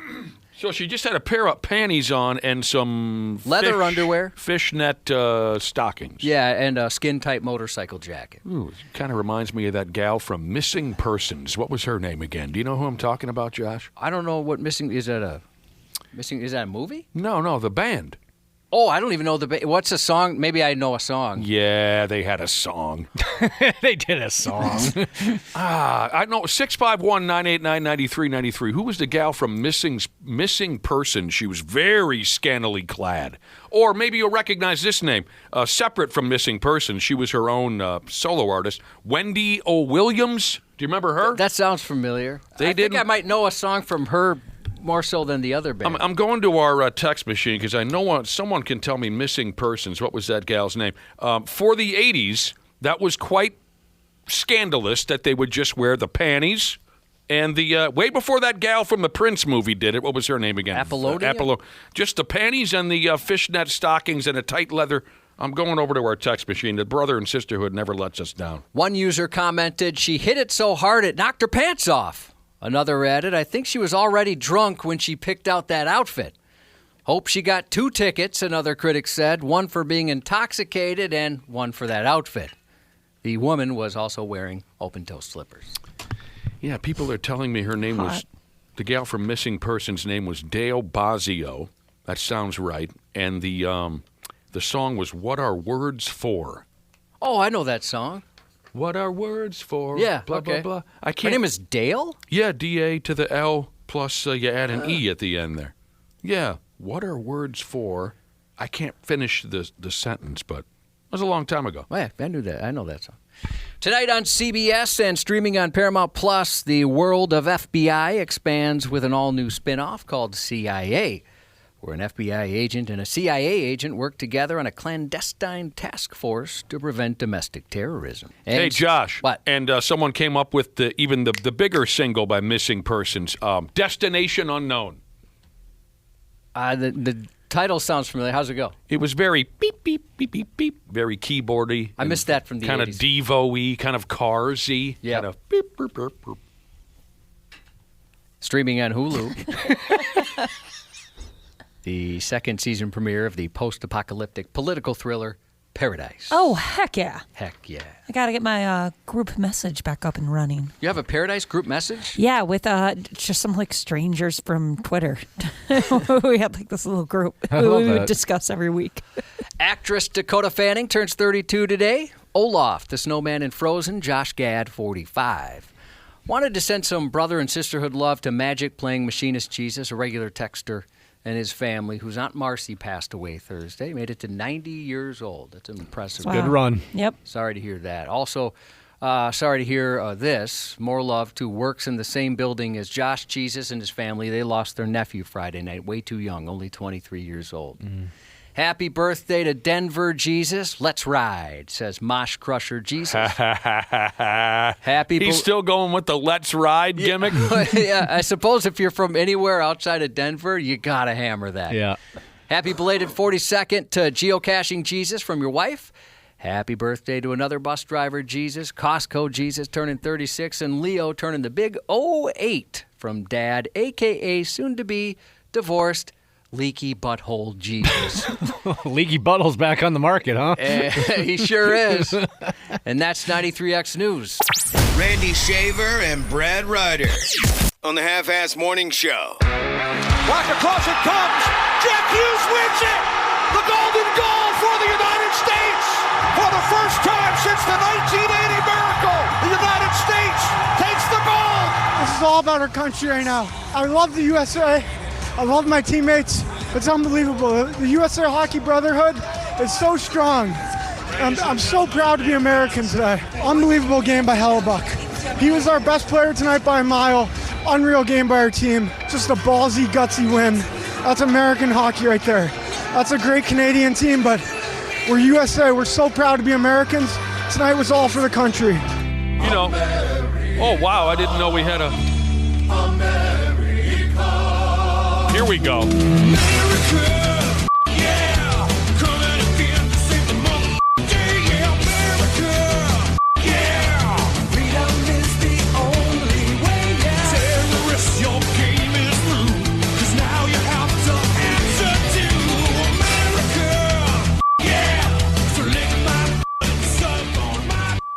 That song gets you going. Yep, every time. Was I the only one? I don't think so. When I first heard that audio of Jack Hughes, I thought that Frankie McDonald was about to warn us of an oncoming... I thought there was a blizzard coming to town. I watched that live, that interview live, and Yes. I didn't know that's what he sounded like. So I don't know if he was just exhausted and he normally doesn't sound that way or what, but quite a bit different than I thought he might sound. Frankie McDonald, right? We did sound like Frankie McDonald. Randy Shaver, live from the state of hockey, Florida, USA. Yes. Good morning, Randy. Good morning. Brad Ryder. Good morning. Hello. Are you I here? couldn't hear any of that audio, by the way. Oh, you didn't miss a damn thing. Might have to push a different button. We don't know what's wrong with the equipment around here. Yeah, don't ask us. What's going on, Brad? Where are you? I'm in my office like I normally am. Oh, you didn't go on vacation or anything? No, some of us got to work. Yeah, you're still working for a few more years, aren't you? Yeah. Sucks. Yeah. We know the feeling. It sucks. I said exactly this to Ashley and Cubby and Dana earlier. As of right now, we here in America, we can brag that we have birthed the greatest hockey players in the world. You take into consideration the women winning the gold medal a couple of days ago, and now the dudes go ahead and did it, done it, achieved it, whatever the proper wording is. The U.S. men's Olympic hockey team, Josh, they proved that as long as the Russians aren't invited, they can beat anybody. You know it. I'm kidding around. But a friend of mine yesterday said the only thing that would have made this entire thing more sweet is if they could have had a chance to stomp the Russians along the way as well. Yeah. The final from the gold medal game yesterday was 2-1. And it happened to fall on the 46th anniversary of the Miracle on Ice. When I saw that news that it was the same day as the Miracle on Ice, I kind of got a bad feeling. I'm like, that's just a little too perfect and on the nose for them to finally win it again on the day that they beat Russia in 1980. 46 years from the day, right? Yep. Yeah. I mean, 46 crazy. years. Exactly. Yeah. Can't believe it's been that long. Amazing.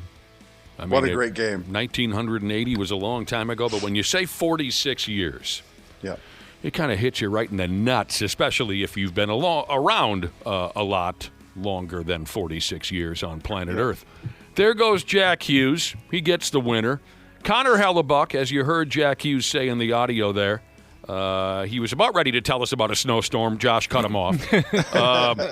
He said Connor Hellebuck was the best player on the ice yesterday, and he absolutely I think was. So. Yeah. If any other swinging D might have been between the pipes, maybe they don't win that hockey game. That game could have used him at 5-6-1.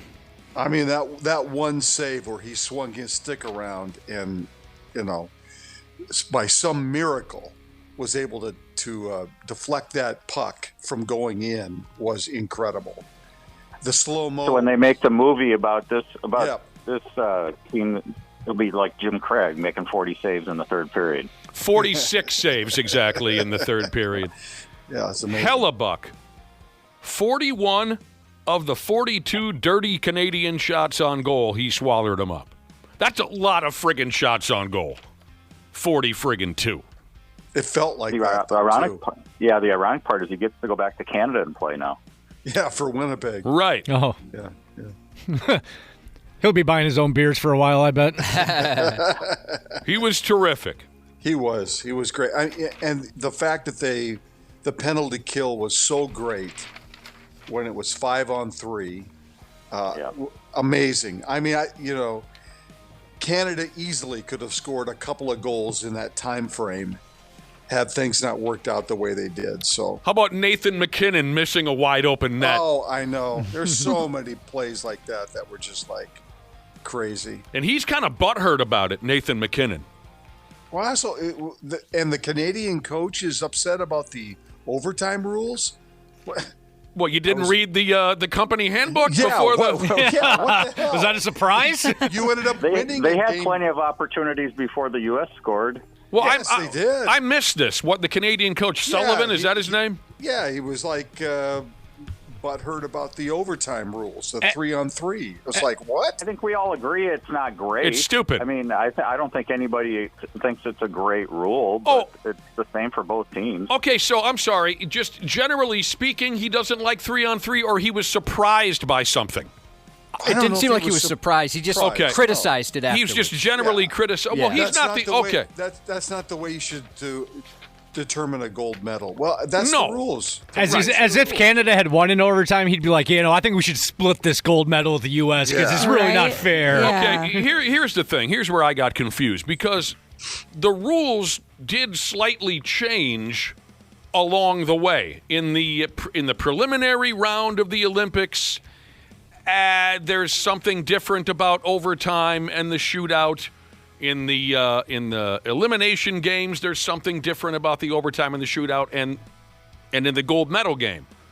I think maybe the difference being in the gold medal game, there's no shootout. You just keep playing 3-on-3. Right. Okay, so Sullivan, whatever his name is, I remember watching him as a player. What's his first name?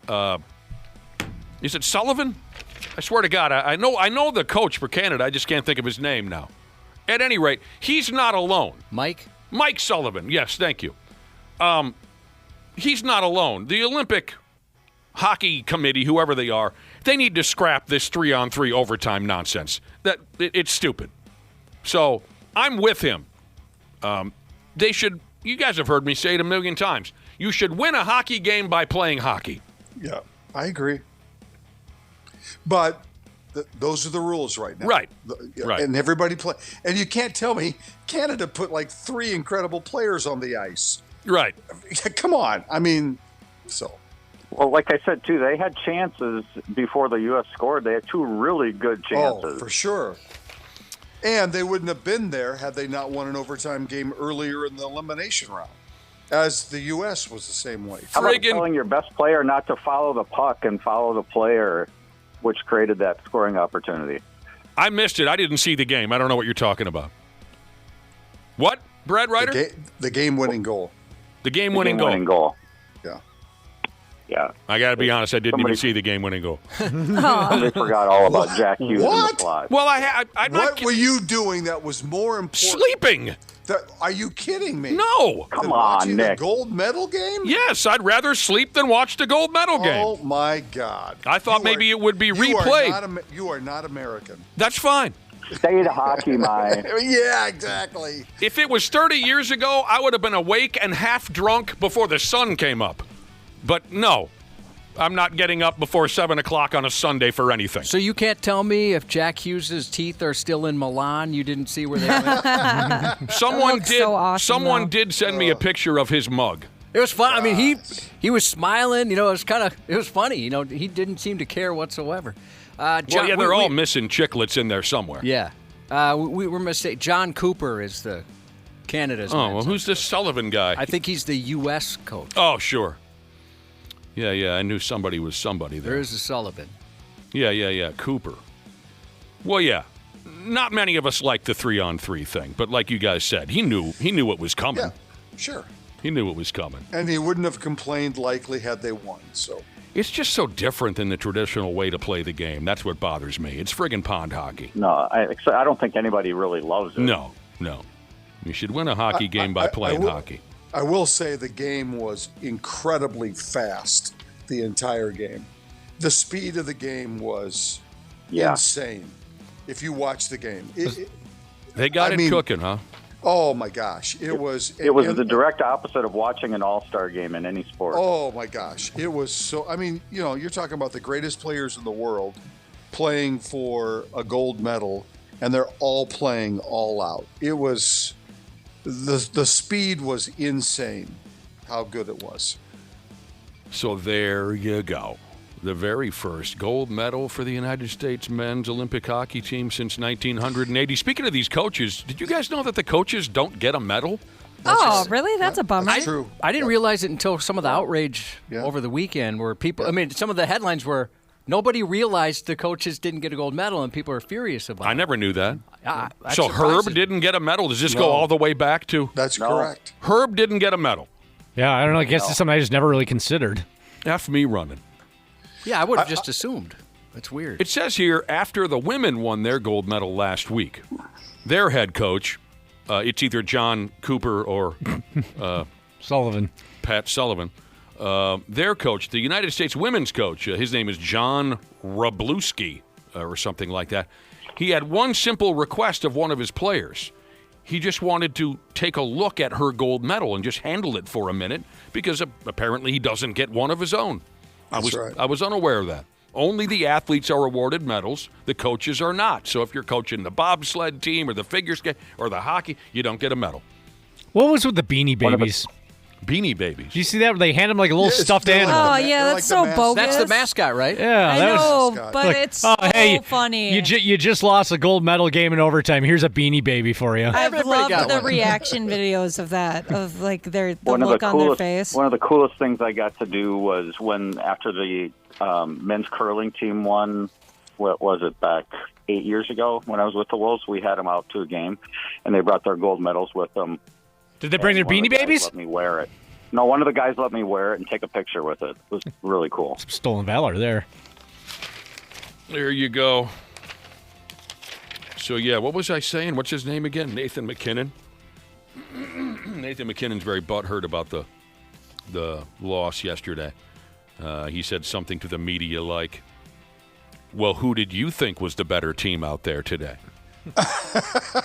The team that won. Yeah. I mean, again, the only highlights I saw were some of the saves by Hellebuck. Yeah. But then again, I read the stat line, I read the articles about the game, and it in does sound like. In all honesty, So I thought I was talking there for a minute. I'm kidding you guys. Go ahead. in all honesty, Canada did outplay the U.S. for quite a bit of that hockey game. That's what it sounds like. Do you have the shot total in front of you? 42-28. This isn't the first. This isn't the first hockey game ever that's been won by a team that got outplayed. Newsflash. Right. Yeah, it's not figure skating. You don't judge the overall performance. That'd be pretty. That'd be funny. Pretty anticlimactic. Decision. Yeah. Well, they won the game in overtime, but Canada got a 6.8 overall, and the U.S. only got a 6.2. Let's check with the guy from Belarus and see what he has to say. Nathan McKinnon. Whatever. All right, so the Olympics are all over with. Deader than disco. Team USA did very well. 12 gold medals is Team USA raked in 12 gold medals, and that's the most the United States has ever won at a Winter Olympics. They finished second place to those friggin' Norwegians. I'll be damned, the Norwegians, 41 medals overall, 18 of them gold. Dang. A Norwegian cross-country skier by the name of Johannes Hosflot Kleibo. I don't know. Joe, we'll call him. Joe, cross-country skier from Norway, set the record for most gold medals by one athlete in a single Winter Olympics. He won 6 of them.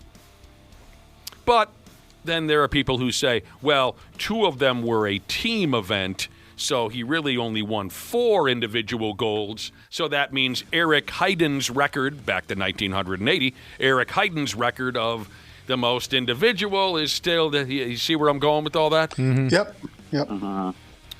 Eric Heiden was a speed skater in 1980. He won 5 individual medals. Yeah. But then again, you go back to this Norwegian dude, Joe. He's now won a total of 11 gold medals in his career or something like that. That's insane. The dude is really, really good at that cross-country skiing. Yeah, that's insane. Eric Heiden, by the way, was in Italy to watch the speed skating events, which was pretty cool when I can't think of the guy from Milwaukee. We just talked to Latrell Sprewell. No, the speed skater from Milwaukee. Arthur Fonzarelli. No. The speed skater from Milwaukee. He was there. Stoltz or Stoltz. something like that? He was there to congratulate him when he won a gold medal. That was pretty cool. You know, Eric Heiden was involved in that latest documentary on the 1980 Olympic hockey team called, what's it called again? The Boys of 80? Yeah. Which I loved, Dana loved. Really, really well done. It is the best documentary ever made about that hockey club. Eric Heiden is featured in there talking about what a fan he was of that hockey team. And that son of a bitch still looks real good. Yeah. He looks so young, Eric friggin' Heiden. I couldn't believe it was him. Couldn't believe it was him. I thought Mike Tirico did such a great job yesterday. Oh, absolutely. Yeah. After it was, during the intermissions or during in-between period stuff, but after the game was over and kind of encapsulating what just happened and what it means. And his best line to me was, this doesn't take away from what they did in 1960, 1980. Those are today's win doesn't take away from what those teams did, which I thought was a great was a great way to put it, because 1980 will always resonate with everybody. Oh yeah, about what an incredible victory that was for the U.S. considering college kids, the Russians, all of that stuff. Right, but also putting into context that what happened yesterday too. So he was phenomenal. Mike Tirico? He was absolutely phenomenal. Think about what he did. He went from the NBA to the Super Bowl to the Olympics and never missed a beat on any of that stuff. It was incredible. I'm going to toss him in the mix for the World Series too now. Why not? Yeah, he's so good. Yeah. He's so likable. Mm-hmm. Yeah. He's the best there is right now. He is the best. Oh, he and Joe Buck. Tom Brady. A Polish speed skater took a skate blade to the face. Ow, that can't feel too good. A couple of days ago. They say this That's individual. what you wait for, though. Yeah, they sharpen those things every once and again, Ashley. I heard that. It didn't turn out to be anything close to a Clint Malarchuk or anything like that. Oh, God. They say this individual's doing okay after taking a skate blade to the face when they crashed into the wall there, speed skating. I couldn't find any pictures of the, what do you call it in the business? The injury? Yeah.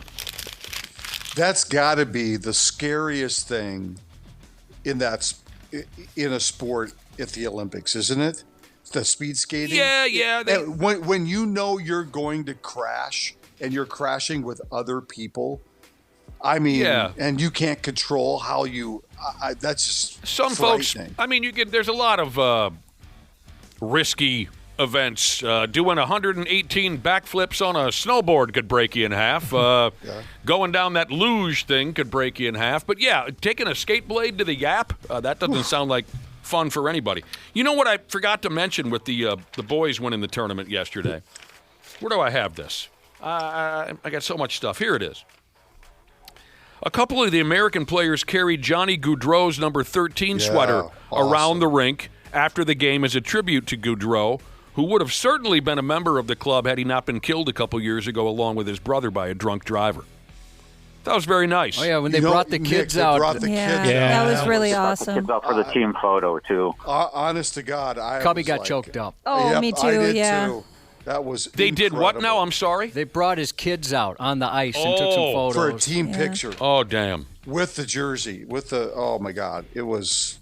That was emotional. It was. Cubby teared up? The Iron Man? I know. You can toss that in I've got a huge file cabinet of things that make Cubby tear up, and that was in there. Yeah. That's the top of the list right now.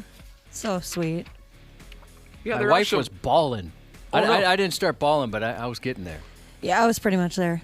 There are some risky events at the Winter Olympics. Here's a meme, I think is what you call it, that I found on the internet. Tell me if this makes sense to you. Someone summed it up like this. The Summer Olympics. Hey, look at this teenager run really fast. The Winter Olympics. Hey, look at this 41-year-old mother of 3 do a backflip off the side of a mountain. Is that kind of accurate? Yeah, I'd say so. I didn't watch a ton of Olympics, but I did see a lot of stories of some older people. Older by athletic standards. Sure. 40-year-olds, yeah. The bobsled winner from the U.S. was 41. Yeah, What if they started doing a senior Olympics? 55 plus. Oh, do they? Isn't Lindsey Vonn 41 as well? Yeah. Maybe there That's is hard to believe. I think there is a senior Is there? Olympics. Yeah, that rings a bell. I think we've read some stories before about senior Olympics. Absolutely. I'm looking it up, and I'm nervous to see the cutoff. as I'm 50 now. Seeing Grandma go down the ski hill. 50 and older. 50 and older. Yep. Sign up, Josh. Well, there you go. Now they call them the National Senior Games, formerly called the Senior Olympics. 50 and older. Friggin' Senior Olympics. That sounds like fun. It really does. Oh, this is funny. Minnesota Moses texted in to say, I'm so glad Don Cherry was still alive to see yesterday's game. Rub it in. The ultimate Canadian hard-on, Don Cherry.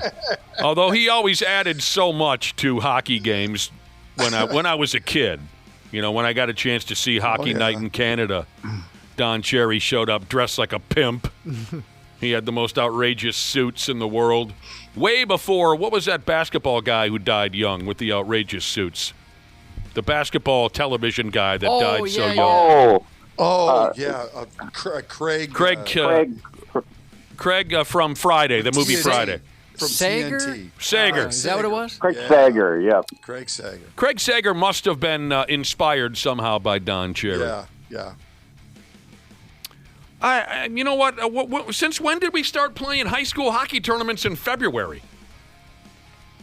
The women's the girls have always been in February. The girls' high school hockey tournament came and went. I didn't even hear about it. That was this last week. It's always been in February? Yeah. Yep. Okay, I missed it. The girls' high school hockey tournament. Hill Murrah won the 2A title. Breck won the 1A division. I always thought that was an early March thing. The boys' high school tournaments usually go girls hockey, then wrestling, then boys hockey. Yep. Well, yeah, but I thought it was all in March. I remember the order, but I didn't remember February being part of it. They can't fit them all in March. Do start them earlier. I hate myself now. Yeah, settle down. What? I can't be upset with myself for missing the girl. What business is it of yours if I'm upset with myself for Settle missing? down. I think You didn't feel sympathy for me a few minutes ago when I admitted that I missed the gold medal game. You called me un-American. I know. You are un-American. How could you miss the gold medal game? Because I just don't care as much as I used to. Like I said, 30 years ago, I would have been up before the sunrise with an 8-pack of beer in me already. I just don't care that much anymore. I thought you were going to make an exception for a Canada-U.S. gold medal game. No, I did not. I'd rather sleep. As Brad said, state of hockey my. Well, yeah, who's been towing that line for 15 years? No, I'm saying towards you. I understand where you're directing it. I'd rather sleep. Known you for 3 decades. The maddest I've ever seen you at yourself. Oh, man, I've been mad at myself. You have. It was kind of a combination between you and a pickleball net. Remember how mad you got? For whatever reason, you kept hitting that net. And you were enraged. I've never seen you so mad at yourself. Yeah, I got mad at myself that day. We were playing Dr. P. Jesus in pickleball. We were, yeah. And he's coming in a little while. And I kept... That was only the second time you'd ever played, right? You were fresh off a win. Yeah, but I'm excellent at it already, right? I mean, I the first time I ever played, I destroyed Randy Shaver. It came so naturally to me. So the second time we were playing Dr. P. and that chick that you like so much. I think we both like her, yeah. And, I kept putting the ball in the net, and I had a little meltdown, yeah. just a little one. Horrible news coming from the Minnesota Vikings camp. Yes. A wide receiver on the roster by the name of Rondale Moore has committed suicide. At least that's what the police report indicates. He's only 25 years old. Yeah. That is so beyond horrible. I mean, a friend of mine killed himself a year ago at 52 years old. It doesn't matter how old you are. It just so awful. Found dead in his house, self-inflicted gunshot wound. This is a kid who had a great college career, but his professional career has been injuries, injury after injury after injury, and I just wonder if there's nothing to wonder about. He obviously was in a very, very, very, very dark place, and I just feel horrible for his friends and family. That is so difficult to get over.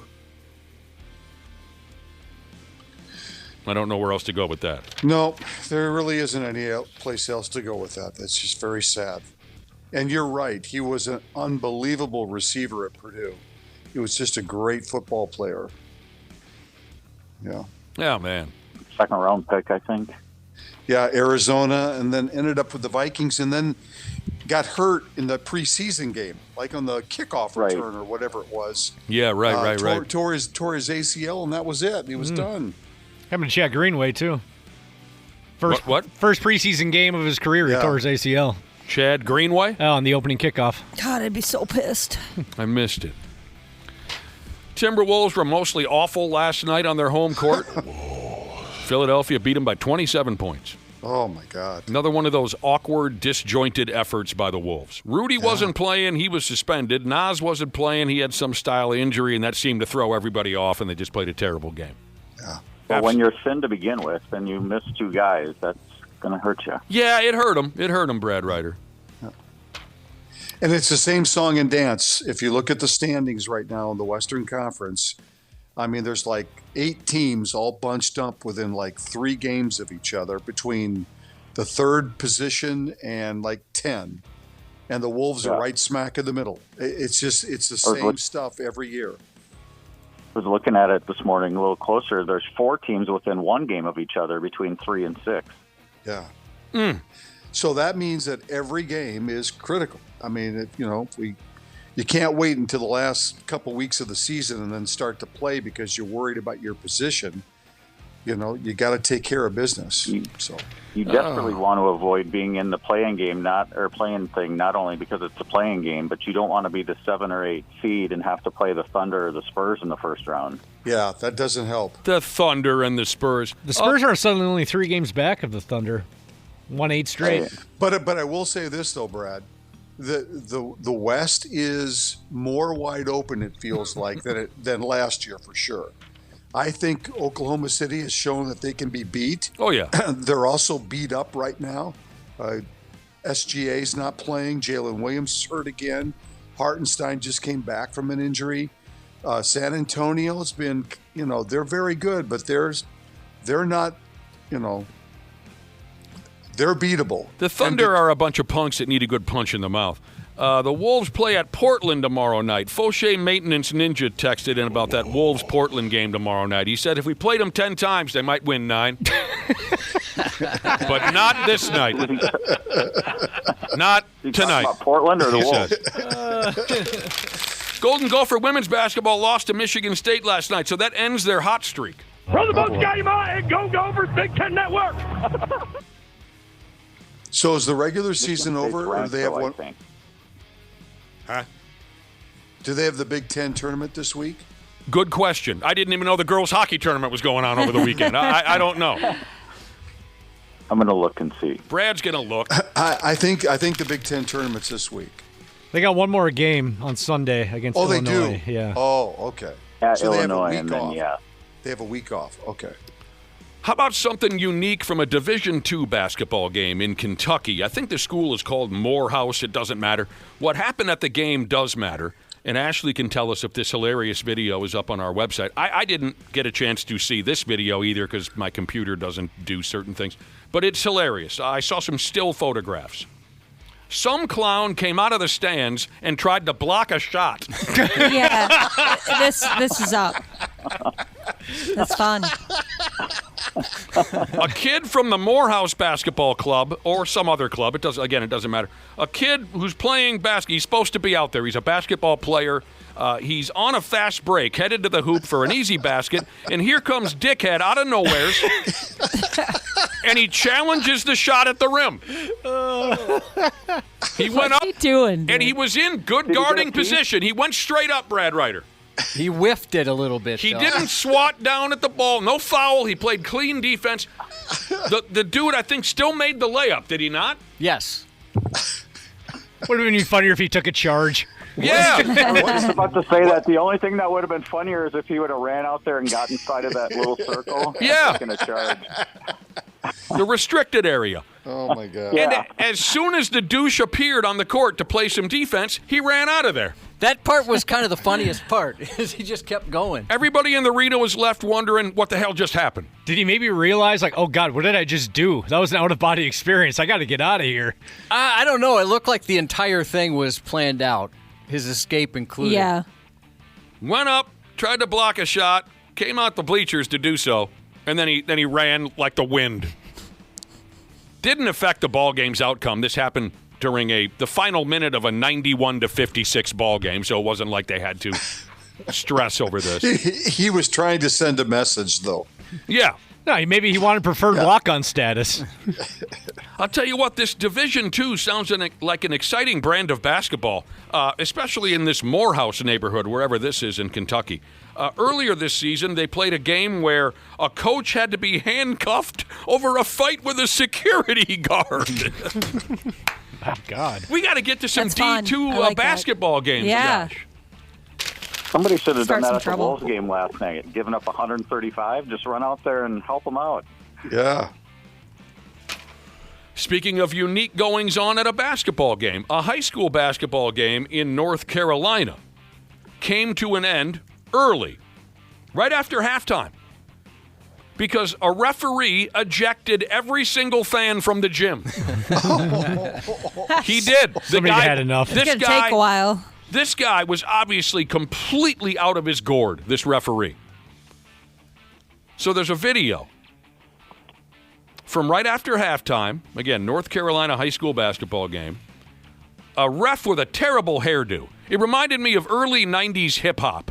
Shaved down to the screws all the way around with just a small kid-and-play tuft of hair on top. Not as tall a tuft as Kid from Kid and Play, but I think you get the picture. And by the way, I absolutely love Kid and Play, and the movie House Party is so effing underrated it's ridiculous. One of my favorite all-time movies, House Party, Kid and Play, 1990. But this ref had that haircut. Is that called a faux hawk? Oh, no, faux hawk's when you have a full head of hair, but you just style it a certain way. Yeah. Right? Yep. The ref with the terrible hairdo, he ups and calls for every single fan on one side of the gym to be ejected, and the story leads me to believe that the reason he was running so hot is that everyone was poking fun at his early 90s hairdo. So I saw the video. I don't know if he blows the whistle because the half hadn't started yet, but he just says, everyone here's out. And all the parents are screaming. And just a couple minutes later, the same ref just decided to call the game. He said, that's it, we're not playing. And he cited unsportsmanlike conduct from the crowd as his reason to shut it down. Wow. It's kind of funny. This is the second day in a row I've heard a Kid and Play reference.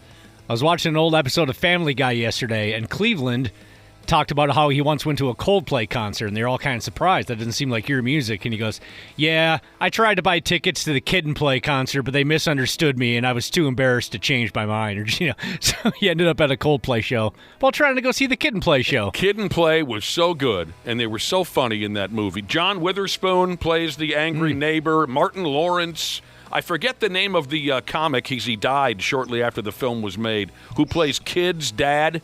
Kind of a chubby guy, so funny. What was his name? I'm looking up. I remember there's a scene where he's walking What's down. in the movie? House Party? Kid, I'm sorry, yeah, House Party. He was a comic. Is it Robin Harris? That's it, Robin. Yep, Robin Harris. Died shortly after that movie was made. There's a line where he's walking down the sidewalk and a couple of cops stop him, and they're like, where are you going? He's like, I'm going wherever the hell I want to. And they ask him where he's from, and I think his line is, I'm from a town called Fresh Off a Cop's Ass, and you're making me homesick. Kid and Play. Martin Lawrence plays a character named Bilal. What more do you need? All right. So according to folks who were at this basketball game, the ref called multiple technical fouls during the first half, including a technical foul during warm-ups. You can do that? On the crowd? No, this was just players. Oh, my gosh. Okay. Apparently the ref was just out of his mind. I love it, though. Do we have that video up on our website? I don't remember if it is it. I thought it was a decent video where he throws the crowd out. It's super short. You don't really see a ton of it, but. Oh, man. You guys ought to go home tonight and watch Kid and Play. Or I should call it House Party, starring Kid and Play. Remember that dance they did, Josh, where they tamped their feet together? I haven't seen the movie. I've always wanted to learn how to do that dance. I don't know what you're saying. Hell, you learn the entire routine to Step by Step by New Kids on the Block. I know. I was just going to say that. I've never devoted myself. You're a fast learner. I know. I've never dedicated myself to learning the Kid and Play dance. So Joe Ryan has a back injury? Oh, no. Well, shame. I understand this is not the worst thing in the world. It will jeopardize his chances of playing in the World Baseball Classic, which I couldn't care less about. Yeah, don't play in that. Well, it's every kid's dream. Well, then you should sit that out. Yes. Yeah. He likely will sit it out. But he's got a lower back problem, this, that. It doesn't sound like the end of the world, except he might not be able to play in the World Baseball Classic. Yeah, we've got a World Series team. The fact that guys team. are getting hurt in late February already. We haven't even played a real spring training game yet. That's not a good sign. Oh, they beat the Gophers on Friday night. What are you talking about? He's right, you know. He is right. They beat the Golden Gophers. My buddy Dane was selling beer at the ballpark. That's what he does in the spring. He sells beer at the Twins, what do you call it, spring training ballpark. That's a cool gig. That's sweet. How long has he done that for? Yeah. A number of years now. He sells like 5 beers, then he goes and drinks 5 beers. Hell yeah. One for you, one for me. In the crowd, and then he... I was busting his balls when he landed that job. I'm like, well, what do you do? He's like, well, we sell beer during the game, and I'm in charge of, moving food and drink, from trucks into the ballpark. I said, Jesus, you're a little too old for that, aren't you? But he says he's so far. He's doing all right doing that, doesn't he? What do you mean, money-wise? Yeah. Oh, it all goes to his wife anyway. He games, and it's all people from coming down from up here, and they're all in good moods. And he doesn't get to keep any of the money, but yeah, he's doing. He says the East Coast people are tight pricks. He said he hates it when the Twins play the Red Sox or the Yankees because those bastards never tip at the beer tent. But yeah, I'm picturing him, 54-year-old carcass, trying to push a pallet full of nacho cheese into the ballpark next to a 17-year-old. You know, he looks to be in good shape. Oh, are you kidding me? I think he's in good shape. Oh, he's at death's door. Dane, you think he's in good shape? Definitely. His blood pressure is through the roof. He can barely breathe. Drink with him one night. It's not good.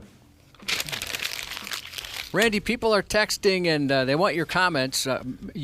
Maybe you knew ahead of time, but Belinda Jensen just announced she's retiring from KARE 11. Yep, May 2nd. Good for her. Yep, it's been she's been contemplating all this for like the last couple of years, and She hasn't looked happy for a long time. No, she's great. She's awesome. I'm kidding. She really is the best, and it's I'm very happy for her. She's got a lot of things lined up to do post-retirement from TV, and she's excited about it, and she's great. She's one of the best. I've met her a couple times, and she's one of the nicest people you'd ever want to get to know a little bit. Yep, she's just awesome. Well, good for her, and there you go. I feel bad. I'll tell you who I feel bad for. Who? I feel bad for Julie Nelson. Because she hasn't looked happy for years. All of her friends are bailing on her. Yep, her and That's bogus. Her and Belle are best friends, and so I left less than 2 years ago, and now Belle is leaving, and so. Why don't you get back in there a couple nights a week, keep her company. I'll pass on that. Just Fridays. I'm happy doing what I'm doing. Yeah, good for her. I think her last day is a Saturday morning show on May 2nd. So. Yeah, that's what the article says here on Channel 11. Yeah. Bill Mazeroski checked out. Gosh, you know what, Nick? I was there for his speech at the Baseball Hall of Fame. Right, He was there with Kirby and Winfield. He went in with Turkey Bucket. Yeah, and so I was there that day when he gave the speech, and he was so emotional. My God, he was. I remember that. Yeah, he. In fact, I think he cut it off early.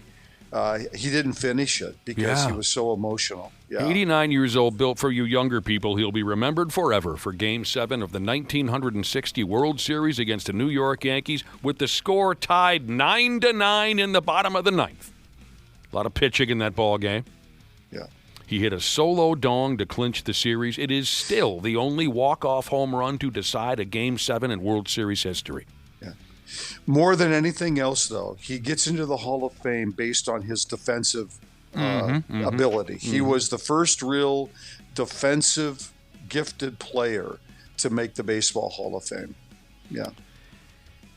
2001, he went into the Hall. Yeah. And you know what what else everyone says about Bill Mazeroski? They just said he was a hell of a nice guy. So. Yeah. He's a Pittsburgh legend. Willie Stargell, Roberto Clemente, Bill Mazeroski. Those are the guys that are. Well, Dave Parker too, but Aaron those are no, those are the baseball legends in Pittsburgh. Yeah. Doug Drabeck? No. Bob Walk? No. Dave Justy, maybe. Kim Foley. What about Andy Van Slyke? No. Barry Bonds? Well, interesting. Yeah. Maybe to some degree, yeah. He was a lot skinnier back then. What about Yes, he Stinky? was. What was Colby? Stinky? Stinky mouth. Oh, yeah, totally. Spanky Lavalier. Spanky Lavalier? Nobody? Nobody. The catcher during those early 90s Pirates team? Wasn't it Spanky? Manny Sanguian. I can't believe you guys don't remember Spanky. No. No Spanks for me. The catcher. Do I have the wrong nickname? It was Spanky or Stinky? No. What the hell was this? The catcher it was Manny Sanguian. Manny Sanguian wasn't in the early 90s. And it wasn't Tony Pena either. He was gone by then. Spunky. Mike Spanky Lavier. Yeah, Spanky Lavalier. You guys don't remember Spanky at all? No. No, that sucks because he was a very memorable guy. He just looked like a little chicken nugget out there with a yeah. He does not look like an athlete No, whatsoever. That's why they call him Spanky. Does he look like the tortoise or whatever? What was the Twins player? Oh, you're talking about La Tortuga? Yeah. Yeah. Castillo? He was kind of built like Willens Astudillo, yeah. Wow, I thought when I said Spanky Lavalier, the room would erupt. I love his look. Yeah.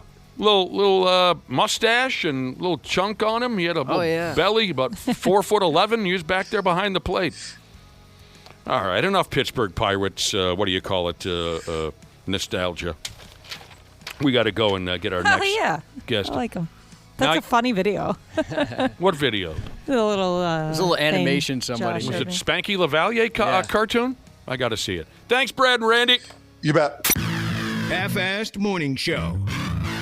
93X. Well, hello to all the wonderful podcasters out there, wherever in the world you're listening right now. We truly appreciate it. Dana here. Yeah, I'm a sports junkie, I'm a wing lover, and of course a Smart Club member because I trust my home comfort to Standard Heating and Air Conditioning, and I really think you should too. Right now it's HVAC Mania, and these deals will help offset the cost when your brackets get busted. You can score a $45 coupon on a furnace tune-up, normally $148. And no, it's never too late to show your furnace some love. And if your system's about to crash out like a 5-seat against a 12, now's the time to replace it on your schedule with 0% financing from Standard Heating and Air Conditioning. Go to standardheating.com and mention 93X. Standard Heating and Air Conditioning, providing the comfort you deserve since 1930.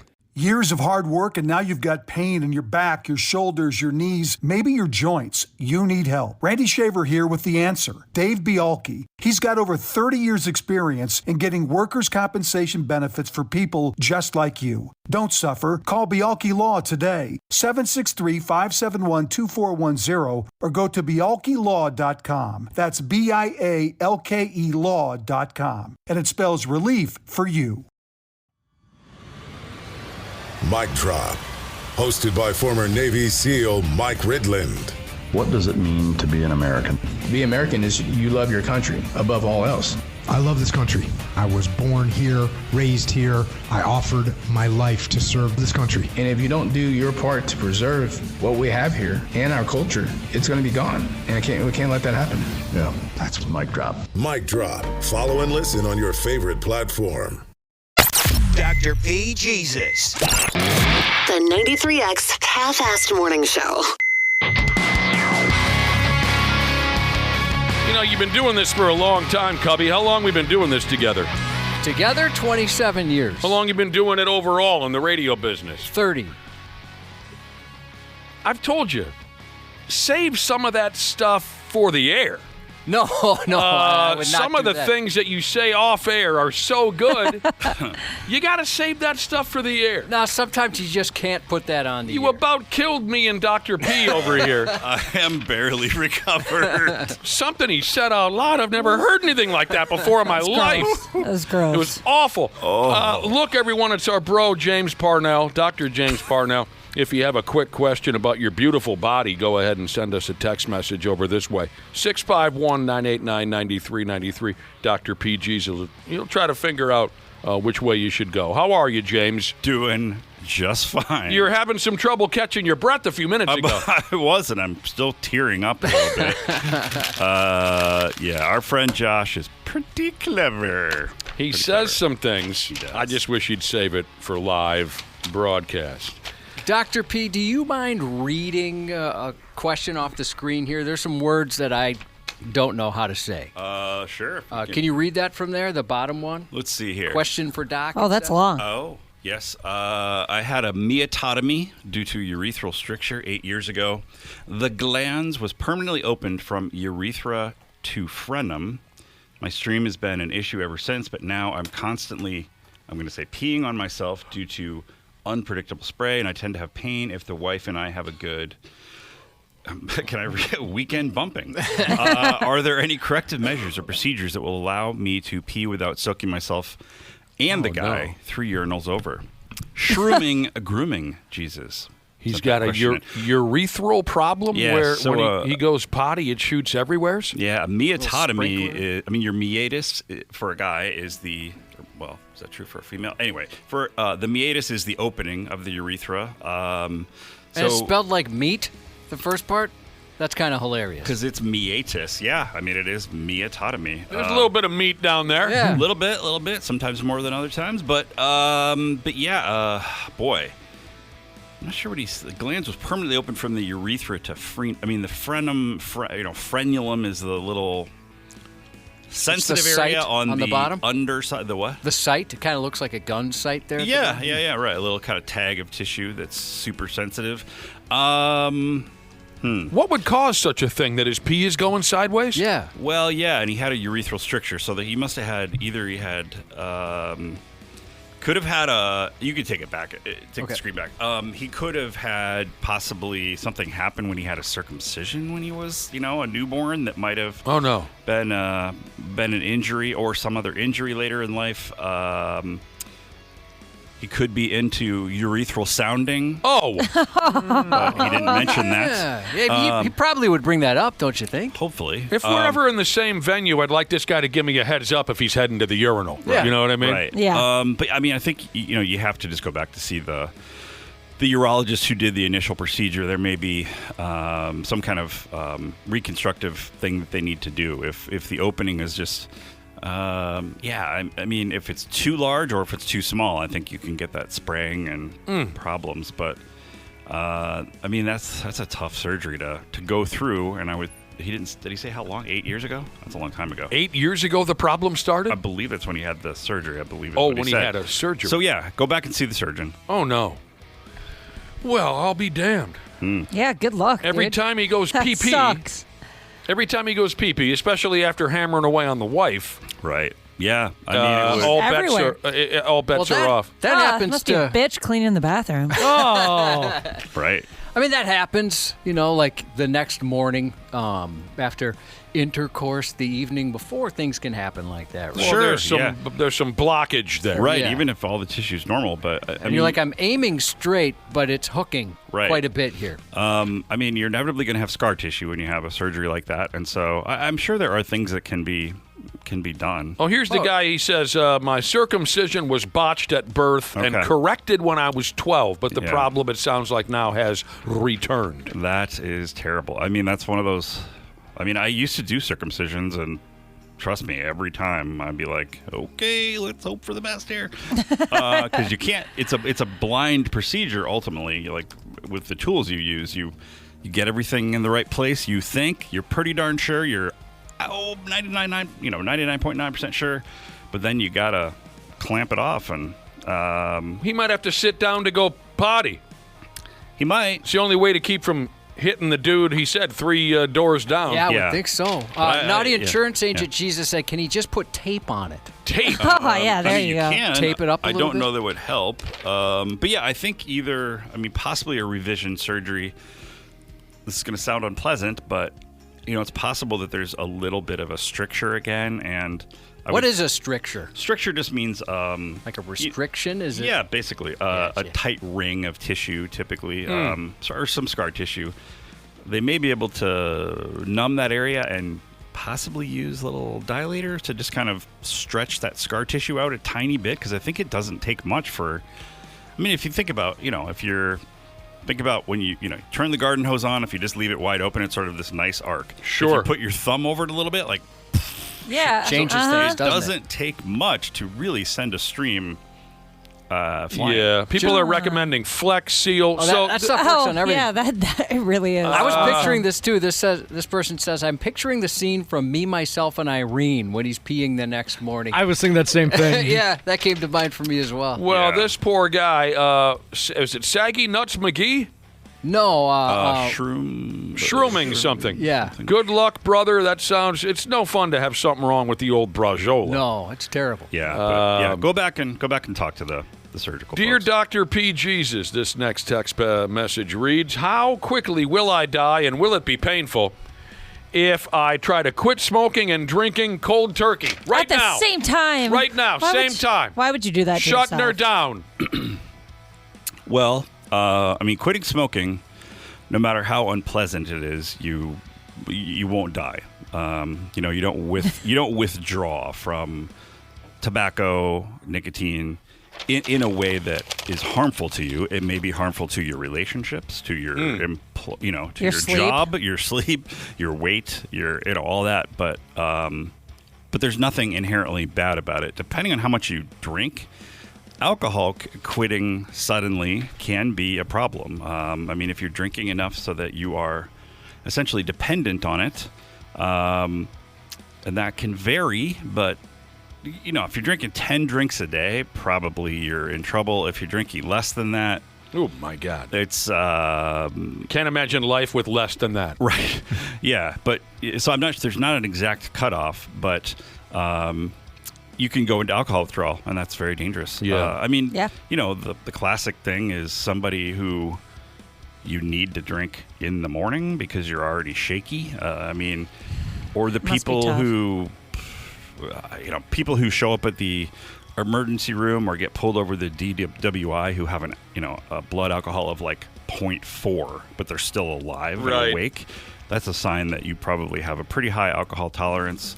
So it's. I would imagine he would have mentioned in his text if he was some kind of rock star, dozen drinks a day guy. Yeah. So if he's an average drinker, he shouldn't be fearful of quitting both at the same time. No. I mean, really not. Well, my first question would be, why would you want to eliminate?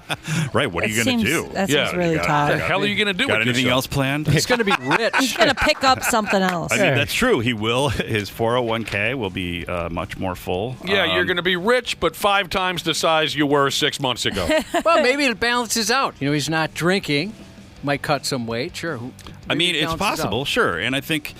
For quitting smoking, cold turkey is one way to do it, but you can certainly use nicotine replacement of some type just to make it not quite as painful, and it might help. It might help ease that sort of hunger kind of thing that seems to happen. Here's a guy who went through it. Male Hucker Jesus quit both a month ago. He says he is dead, but only on the inside. I'll tell you what, you don't have to quit drinking and smoking to feel that way. Oh, good point. Good job, though. Oh, That's my awesome. God. A whole month. Candy Sheezus said, can you ask Dr. P about the estrogen patch shortage? I might need to switch delivery methods for estrogen. What method is the next closest to the patch? The pill caused my cholesterol to go up dangerously high, so I can't do that. The estrogen patch. Dr. P is making some very straining facial expression, so you're really trying to draw this knowledge back into your noggin. Yeah, well, mostly. Okay, so I guess I can honestly say I'm not aware of an estrogen patch shortage. Have you heard of the okra patch? Ooh. Look up the Vikings bang boat story. Oh, I think you're going to enjoy it. Oh boy, okay, I'm going to note that for later. Okay. Well, estrogen patch. So that's one way to deliver estrogen.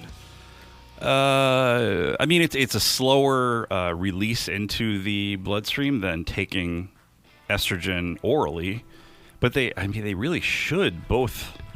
It's the same medication getting into your body, so I don't know whether the dosing of the oral must have been higher, and that maybe caused some changes to cholesterol that the patch wouldn't.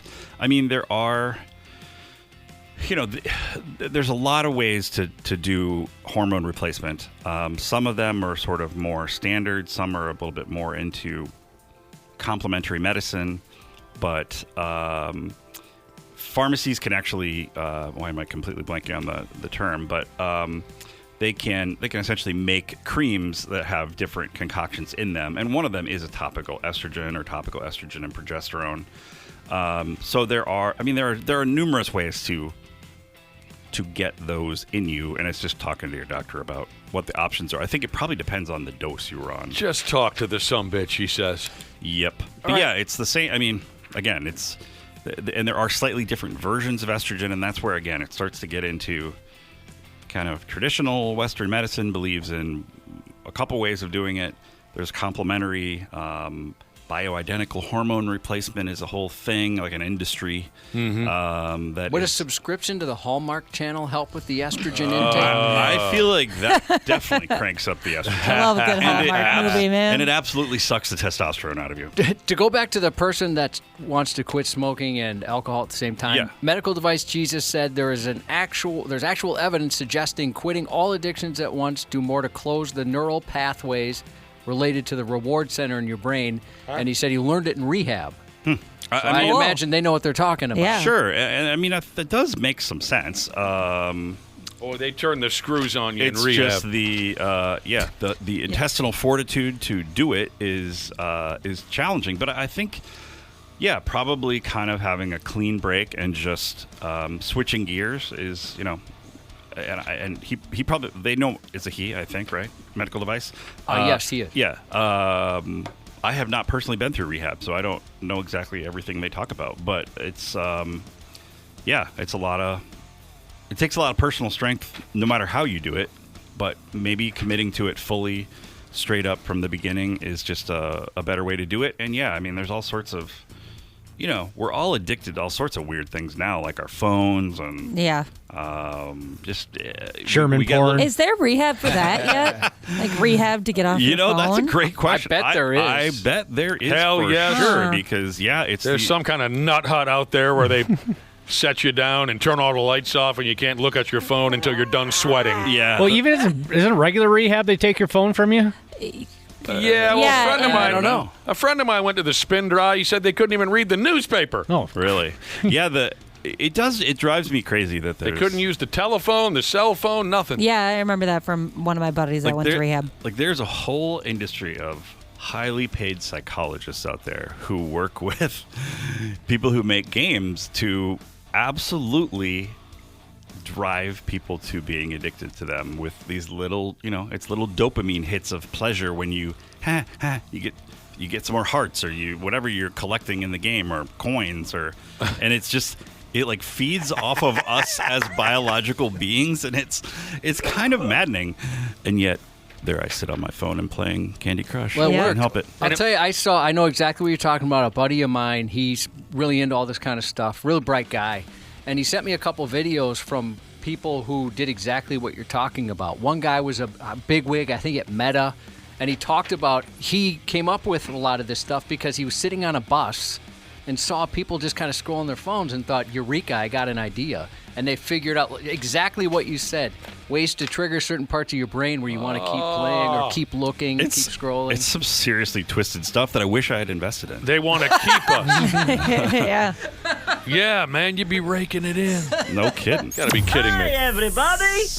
Dr. P. Jesus, welcome to the Half-Assed Morning Show. 93X. Unbelievable.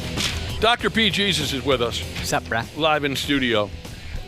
You know how this time of morning, every morning, Josh, I kind of start filing away all my papers and I throw away what I feel is unnecessary? Yep. I threw away every question that came into me for Dr. P. Sorry. And I can't find them. Someone had a very detailed question about a pacemaker, but I threw it away. Oh, yeah, I got it right here. Go Backdoor ahead. Slamming Walleye Jesus said he had a pacemaker put in. One of the leads was arcing off into his diaphragm. It took them a month before they could pull the lead. Took them a month before they could pull it and run a new one. Ever since then, my diaphragm does not feel right. Feels like it jumps around, and pain intensifies with moderate activity. Could they have done damage to it by not running the new lead right away? This guy thinks someone put in his pacemaker sideways? That's frightening. A little bit. Boy, I have not ever heard of that happening, but you would, if you're actually, I would think it's possible that, that the diaphragm was getting irritated. I mean, if it's basically getting an electrical stimulation that should not be going there, that wouldn't be a whole lot different than maybe other reasons why people get hiccups, basically, where your diaphragm sort of, which can be injury or infection. It sounds miserable. Yeah, I would, hopefully it's something that would slowly resolve over time. That would scare me. Yeah, no kidding. Yeah. I would definitely talk to them about it. Yeah, don't keep that a secret. Yeah, it's not some, I can't say that I've ever had to, get into medications for people who have chronic hiccups, but there are ways to treat that sort of nerve irritation. Probably the same kind of thing you use for other nerve irritability syndromes, which is sort of like headaches, but other pains in limbs. So there may be some medications that can quiet that down and help, but I would assume it would heal up. I'd hope they'd put an electrician in the room. You know what I mean? Yeah. When they wire my pacemaker. Yeah, I mean, the cardiologists that do this basically are really talented. I bet. Electricians. I would think so. Yeah. They probably would not do your garage, or if they did, it would be really expensive. To wire your garage would cost more than your whole house. But yeah, that's I've never heard of that happening. That's an unfortunate thing, and I think very unusual. So. It's all you, Cubby. I threw everything away. That'd be something, though, if they did wire up your garage. Why is the guy putting the arc fault circuit interrupter wearing a doctor's outfit? Right. Well, he needed some extra work. I'm 51. I am constantly dropping stuff. Is my brain just working faster than my hands, or what's going on there? Is it sick beats he's dropping? Because that would be cool. That's not a problem at all. New songs. Yeah. Oh, that took me a second there. 51, constantly dropping stuff. Wow. Boy. Some kind of motor skills problem has kicked in? Yeah, I mean, there could be a whole host of things. I get really pissed off when I drop things. Yeah, me too. I get more pissed off than a guy should. It's really yeah. Me too. I don't know what's wrong with me. Yeah, I'll drop a pen. And then I curse myself sideways. Dude, when you pick it up and then you drop it again. Dude. I think that's one that it's really hard to even hazard a guess without asking some more questions. Like, do you have sweaty hands? Yeah, or is one side of your face drooping down lower than the other? Right. Carpal tunnel. Right. Right. Do you have any symptoms in your extremities that might, suggest there's some weakness there? Is it completely out of the blue? Is it dropping heavy objects, light objects? Looking for a pattern, looking for any other changes in your memory. There's just so many different things. I mean, because generalized illness of some type, anemia, hypothyroidism. I mean, you can have sort of weird symptoms. What else is going on? You could just be clumsy. Could be. But yeah, I think it's. We need more information. But yeah, you want to go in, and again, that's why primary care doctors were invented. You want to know what they can ask good questions. Yeah, you know what really pisses me off, and this is not my fault, but I get irrationally angry. When you throw the ball to your dog, and then the dog brings the ball near you but doesn't really want to give it to you just yet, and then the dog drops the ball down the stairs. Yeah. And then wants you to go get it. I start warming up the car. I consider taking that dog to the pound. Now I got to go downstairs and upstairs again because you don't know where to bring the ball? Yeah, clearly somebody needs to train you. I get beyond. I could do a little follow-up on the estrogen patch shortage because I did look that up a little bit. It's there's no one cause. So for many years, hormone replacement therapy was sort of, it got a bad rap after this one study, maybe, it might be 10 or 15 years ago now. Time goes too fast. That really suggested that there was a pretty dramatic increase in risk of heart disease and stroke for women who were on hormone replacement therapy. So it kind of went from it being a common thing for women going through menopause to be on hormone replacement to suddenly almost nobody because it seemed like a really bad idea.